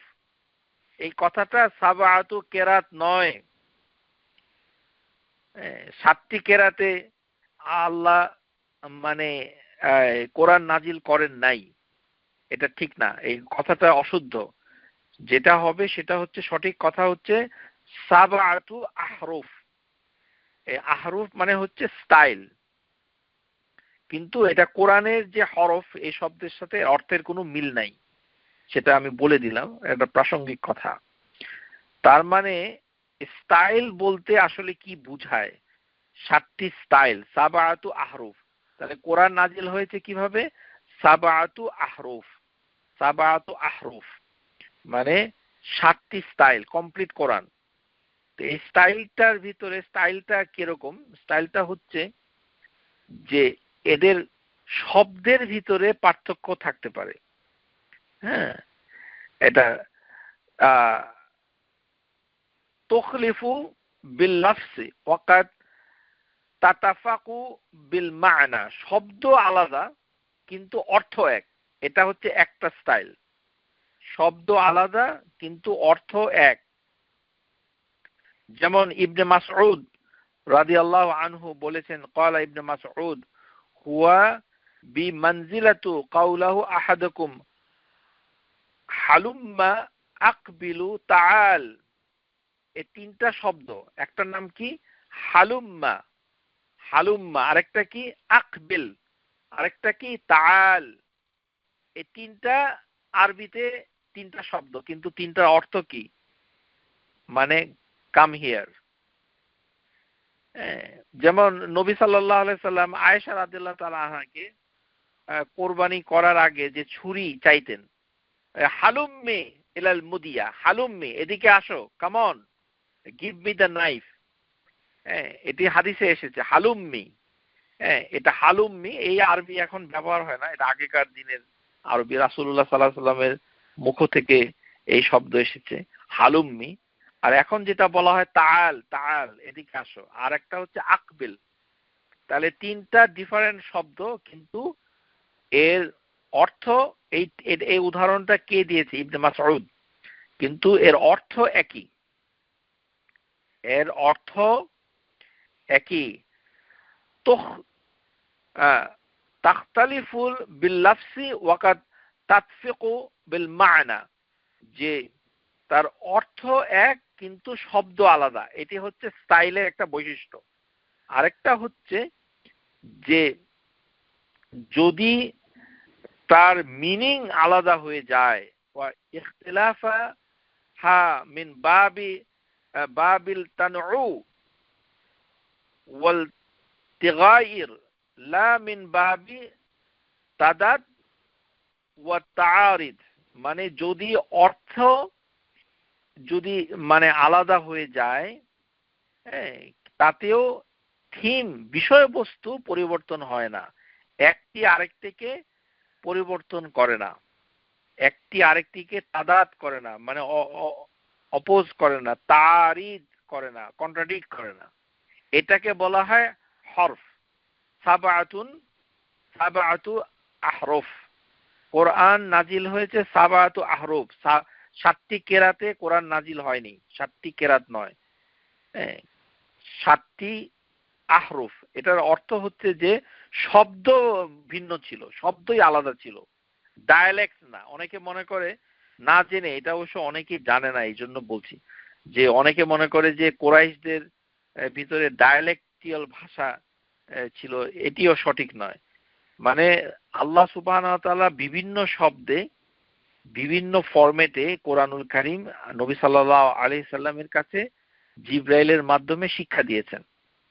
এটা এই জন্য ওমর ইবনুল খাত্তাব রাদিয়াল্লাহু আনহু তিনি যখন হিশাম ইবনে হাকিম তার কেরাত সূরা আল ফুরকান নামাজের ভিতরে সে পড়তেছিল, শুনতেছিল, দুইজনই হচ্ছে কোরাইশ, তখন তিনি রাগ হয়ে গেলেন, তার গলায় একেবারে কাপড় দিয়ে বেঁধে তিনি নবী সাল্লাল্লাহু আলাইহি সাল্লামের কাছে নিয়ে আসলেন, এসে বলেন যে দেখেন তিনি কি পড়ছে, মানে অভিযোগ করেছেন। তখন নবী সাল্লাল্লাহু আলাইহি সাল্লাম তাকে বলল, হিশাম ইবনে হাকিম, যে তুমি পড়ো তো কোরআন, ইকরা ফাকরা আল কোরআন কিরাআতু আল্লাতি সামাআতু ইয়াকরা, মানে যেভাবে তিনি কোরআন পড়েছিলেন। তো নবী সাল্লাল্লাহু আলাইহি সাল্লাম তখন বললেন যে হাকাজা উনজিলাত, এভাবেই কোরআন নাজিল হয়েছে। তারপরে মানে তিনি বলেছেন যে যে তুমি পড়ো, তার মানে দুইভাবেই কোরআন পড়া হলো, দুইভাবেই কোরআন পড়াটাকে আল্লাহ রাসূল সাল্লাল্লাহু আলাইহি সাল্লাম বলেন হাকাজা উনজিলাত, এভাবেই কোরআন নাজিল হয়েছে। এটি শুধু কেরাতের পার্থক্য নয়, এটি শুধু মানে হারাকার পার্থক্য নয়, বরঞ্চ এটি আহরুফ। এটা শুনলে মানুষ মানে আসলেই চিন্তায় পড়ে যাবে, কারণ এই যে উদাহরণ হিসেবে দেওয়া হলো যে তিনটি শব্দ হালুম্মা, তারপরে হচ্ছে মানে তাল, আর হচ্ছে মুকবিল, হ্যাঁ, যে আকবেল, মানে এই তিনটা শব্দের অর্থ হচ্ছে আসো, কামন, কিন্তু শব্দ তিনটা আলাদা। তো এরকম হওয়াতে ওমর ইবনুল খাত্তাব রাদিয়াল্লাহু আনহু তিনি রাগ হয়েছিলেন, এবং তখন নবী সাল্লাল্লাহু আলাইহি সাল্লাম তাকে মানে ইন্টারভিউ নিয়ে পরীক্ষা করে বললেন যে দুটাই নাজিল হয়েছে, দুইটাই ঠিক না। এখানে আবার বাংলাদেশের কিছু লোক আছে যারা সহিহ হাদিস মানতে চায় না, তারা আবার এটাকে উদাহরণ দিয়ে বলে যে এটাও ঠিক ওটাও ঠিক। এখানে কিন্তু আল্লাহ রাসূল সাল্লাল্লাহু আলাইহি সাল্লাম ঠিক বলেন নাই এটা সহিহ এটা সহিহ, এই কথা বলে নাই, বলে যে হাকাজা উনজিলাত, এটা নাজিল হয়েছে এইভাবে। আর ওই ওই আহরুফটাও এটা কেরাত নয়, এটা কয়েকটা ভুল। এটা এই জন্য বলছি যে এই উদাহরণটা সবাই ইউজ করে এবং ভুল কথা বলে, এটা সম্পর্কে জানে না, না জেনে উল্টাপাল্টা বলছে। আর এটা নিয়ে কিছু লোক আবার মনে করে যে দুটাই ঠিক। হ্যাঁ, আমাদের সমাজে এটা হচ্ছে ঐক্য বাহিনী, তারা ঐক্য করবে, এটাও ঠিক ওটাও ঠিক, সবই ঠিক। আর উদাহরণ হিসেবে এটা দেয় যে একবার এক লোক কোরআন পড়তেছিল, তখন নবী সাল্লাল্লাহু আলাইহি সাল্লাম বলেছে এটাও ঠিক ওটাও ঠিক। নবী সাল্লাল্লাহু আলাইহি সাল্লাম এটা ঠিক ওটা ঠিক এটা বলেন নাই, তিনি বলেছেন হাকাজা উনজিলাত, এভাবে এটি নাজিল হয়েছে, ও হাকাজা উনজিলাত, এভাবে এটা নাজিল হয়েছে, ইন্না হাযাল কুরআনা উনজিলা আলা সাবআতুন আহরুফ। হ্যাঁ, এবং কোরআন আল্লাহ সুবহানাহু ওয়া তাআলা ৭টি হরফে নাজিল করেছেন। ফাআকরাউ মা তায়াসসারা মিন, এবং তুমি যেটাকে তুমি ইজি মনে করো, সহজ মনে করো, সেভাবে তুমি পড়তে থাকো, যেটা তোমার জন্য সহজ। ফাআকরাউ মা তায়াসসারা মিন, হ্যাঁ, এটা কোরআনের ভিতরে এসেছে ফাআকরা মা তায়াসসারা মিনহু। কিন্তু জিনিসটা হচ্ছে কি সাবআতু আহরুফ, সাবআতু আহরুফ, ৭টি স্টাইল। আজকে থেকে এটা শুদ্ধ করে নেবেন, যেটা কিন্তু ৭টা কেরাত না, ৭টি স্টাইল। তো এই কোরআনটা ৭টি স্টাইলে ছিল। স্টাইলের ভিতরে বৈশিষ্ট্য কি, যে শব্দ আলাদা, শব্দ আলাদা, এটা কেরাতের পার্থক্য না, শব্দ আলাদা, এবং কখনো কখনো অর্থ আলাদা, কিন্তু বিষয়বস্তু এক, এবং একটি আরেকটিকে মানে কখনো বিপরীত করবে না, কন্ট্রাডিক্ট করবে না। কিন্তু আমাদের সামনে উদাহরণ দেওয়ার মতো কোনো উদাহরণ নাই। কেন নাই? কেননা যে ওসমান রাদিয়াল্লাহু তাআলা আনহুর সময় তিনি সমস্ত ৭টি স্টাইলের যে মানে কোরআন, সেটাকে একত্র করে একটি স্টাইলকে রেখে বাকিগুলোকে তিনি মানে আর সংরক্ষণ করেন নাই। এটাই হচ্ছে সঠিক।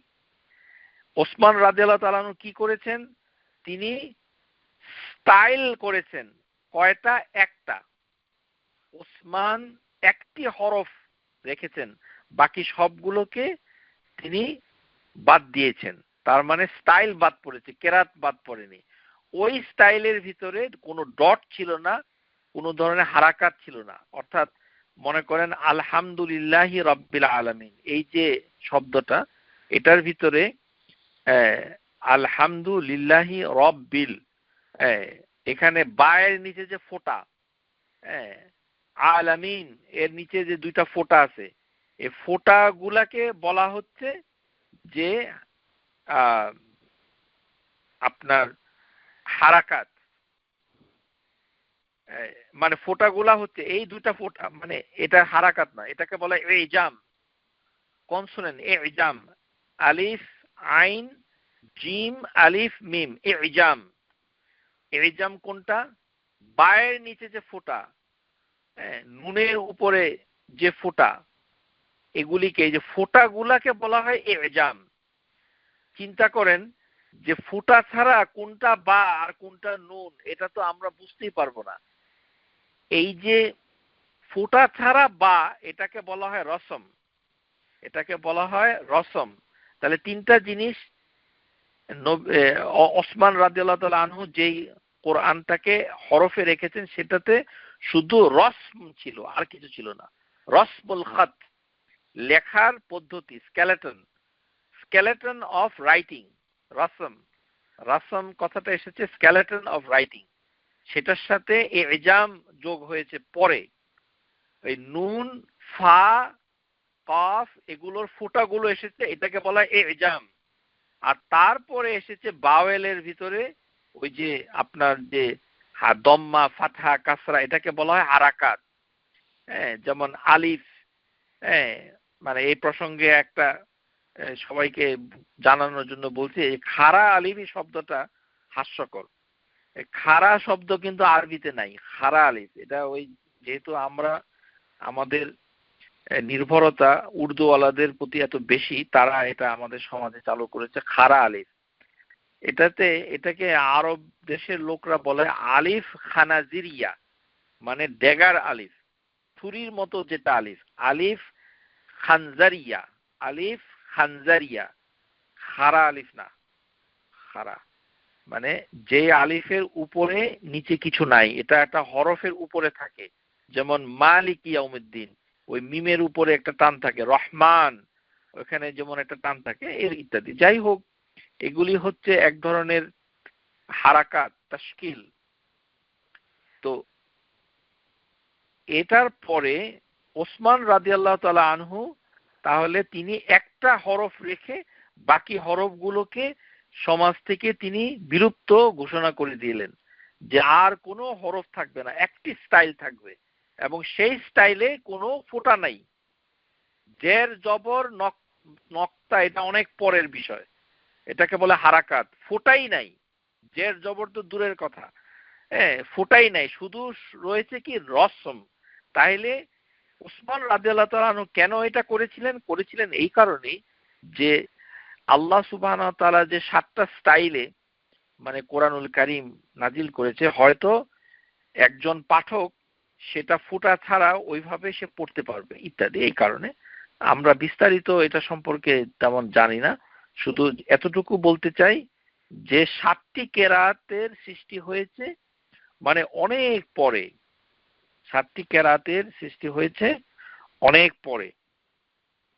যিনি সৃষ্টি করেছেন ওই স্কলারের নাম হচ্ছে আবু বকর ইবনে মুজাহিদ। তিনি 800 হিজরিতে, মানে 700 হিজরির পরে, মানে 700 বছর, 700 হিজরিতে তিনি এসে মানে এই জিনিসটা করেন। মানে মানে 7th সেঞ্চুরি সিই, মানে ক্রাইস্ট 7th সেঞ্চুরি, 700 হিজরি না, 7th সেঞ্চুরি, 7th সেঞ্চুরির মাঝামাঝি, 7ম শতাব্দীতে মাঝামাঝি এসে আবু বকর ইবনে মুজাহিদ নামে একজন স্কলার, তিনি একটি বই লেখেন, এবং এই বইতে তিনি বলেন যে আল কেরাত সাবআ, 7টি কেরাত, এবং তিনি 7 জন কারি তার নাম দিলেন। একজন হচ্ছে নাফি ইবনে কাসির আল মাক্কি, আসিম আল কুফি, হামজা কিসাই, তারপরে আল বাসরি, আর শামি, এই 7টি। তো যাই হোক, এগুলো মানে আপনাদের জানার দরকার নাই। আমাদের দেশে আমরা যেটা পড়ি সেটা হচ্ছে হাফস এবং আসিম, এটাই মানে বেশি প্রসিদ্ধি লাভ করেছে। শুধু এতটুকু আপনাদের জানানোর জন্য যে এটা হচ্ছে শব্দের পার্থক্য নয়, এটি হচ্ছে কেরাত। যেমন উদাহরণ হচ্ছে আদ-দুরি, উনি একটা কেরাত পড়েন সূরা বাকারা আয়াত নাম্বার 207, 270, ও নুকাফিরু। আর হাফস পড়েন হচ্ছে ইউকাফিরু, অর্থাৎ হাফসের মতে অনুবাদ হবে হচ্ছে তিনি মানে মানে মানে এটাকে তুলে নিবেন। আর নুকাফিরু এই কেরাতে বোঝাতে আমরা তুলে নিব। তারপরে যেমন আছে সূরা বাকারা, মানে আছে যে একটি আয়াতে আছে ইয়ামালুন, আর মানে হাফস বলছে তামালুন, আর ওয়ার্শ বলছে ইয়ামালুন। এরকম কিছু টুকটাক মানে তেলাওয়াতের ভিতরে এসেছে। সূরা আহজাবে একটি আয়াত এসেছে কাবিরা কাসিরা, হাফস বলেছে কাবিরা আর ওয়ার্শ বলেছে কাসিরা। তো আমাদের বর্তমানে এখন যে কোরআনুল কারীম যেটা পাওয়া যায়, যেটা ভারত, পাকিস্তান, বাংলাদেশে আছে, আমাদের কাছে আছে, সৌদি আরব থেকে যেগুলো কিং ফাহাদ কোরআন কমপ্লেক্স থেকে যেগুলো ছাপা হয় সবগুলি হচ্ছে হাফস। শুধুমাত্র ওয়ার্শের এই কেরাত থেকে কিছু কোরআন উল কারীম আছে, সেগুলি আফ্রিকাতে পাওয়া যায়, সেটা আমাদের সংগ্রহে থাকতে হবে এমন কোনো কথা নেই। যে জিনিসটা আমরা বলতে চাচ্ছি যে 7th সেঞ্চুরি, 7ম শতাব্দীতে এসে আবু বকর ইবনে মুজাহিদ তিনি একটি বই লিখে বললেন যে 7টি কেরাত রয়েছে। হ্যাঁ, তার মানে জিনিসটি এসেছে ইবনে কাসির এর আগে। ইবনে কাসির এসেছেন 700 হিজরিতে, তার আগে সেটা এসেছে, এবং সেটি হচ্ছে রিসাইটেশনের জন্য 7টি কেরাত, যেমন মালিক ইয়াউমিদ্দিন অথবা মালিক ইয়াউমিদ্দিন, এরকম। তো সেটা মানে আল্লাহ সুবহানাহু ওয়া তাআলা ওইভাবে নাজিল করেছে, এটি সঠিক নয়। আল্লাহ সুবহানাহু ওয়া তাআলা নাজিল করেছে হচ্ছে 7টি আহরুফ। সেটা কিরকম আমরা জানি না, কারণ হচ্ছে যে এটার কোনো প্রমাণাদি বইপত্রে পাওয়া যায় না, অন্তত আমার কাছে নাই, আমি জানি না। হ্যাঁ, তো এটা জানার বিষয় না, শুধু এটাই হচ্ছে যে আমরা যেটা বলতে চাই যে ওসমান রাদিয়াল্লাহু তাআলা আনহু একটি স্টাইলকে রেখে বাকি সব কোরআনুল কারীমের সমস্ত স্টাইলগুলোকে বিলুপ্ত করে দিয়েছিলেন, এবং সেই স্টাইলের ভিতরে কোনো মানে ইজাম ছিল না, কোনো মানে নক্তাগুলো ছিল না, নোকাত, যেই বা দোয়াদ, সোয়াদ এবং দোয়াদ একই রকম, কারণ কোনো ফোঁটা নাই। নুন এবং বা একই রকম, কারণ ফোঁটা নাই। ফা এবং কাফ একই রকম, কারণ ফোঁটা নাই। এরকম লেখা কোরআন হচ্ছে ওসমান রাদিয়াল্লাহু তাআলা আনহু করেছিলেন। তিনি করেছিলেন এই কারণে যেন অন্য কেরাতগুলো ও অন্য হরফগুলো এইভাবে মানুষ করতে পারে, এই কারণে অনেক বিশেষজ্ঞ বলেছে। কিন্তু কেরাত হিসাবে 7টি আসে, এই কথাটা সঠিক নয়। কেরাত হিসাবে 7টি যেটা আমাদের কাছে এসেছে সেটি হচ্ছে মানে অনেক পরে যারা কারি তারা এটা সৃষ্টি করেছেন। অনেকে বলে 10টি কেরাত, অনেকে বলে 7টি। এটার ভিতরে বিতর্ক আছে। 7টি কেরাতও কেউ বলে, 10টিও বলে। সেটা শুধু হারাকাতের পার্থক্যের কারণে দু একটা জায়গায় শব্দের ভিতরে একটা স্পেলিং হয়তো পরিবর্তন আছে, দু একটা জায়গায় একটা শব্দ কাবিরের জায়গায় কাসি, এরকম একটা দুটা উদাহরণ আছে। হ্যাঁ, মূলত এটাই। তো ইবনে কাসির বলেছেন যে 7টি কেরাতে সবাই বলেছে আলহামদু, মানে সেখানে দম্মা হবে। সেই ক্ষেত্রে আপনাদেরকে এটা পড়ে মানে এই বিষয়ে কিছুটা আলোকপাত করার চেষ্টা করলাম। আশা করি আপনাদের উপকারে আসবে। ওয়া আখিরু দাওয়ানা আনিল হামদুলিল্লাহি রাব্বিল আলামিন। আসসালামু আলাইকুম ওয়া রাহমাতুল্লাহি ওয়া বারাকাতুহু। Subscribe to our YouTube channel, Know Tawhid First, and press the bell icon to get new video notifications.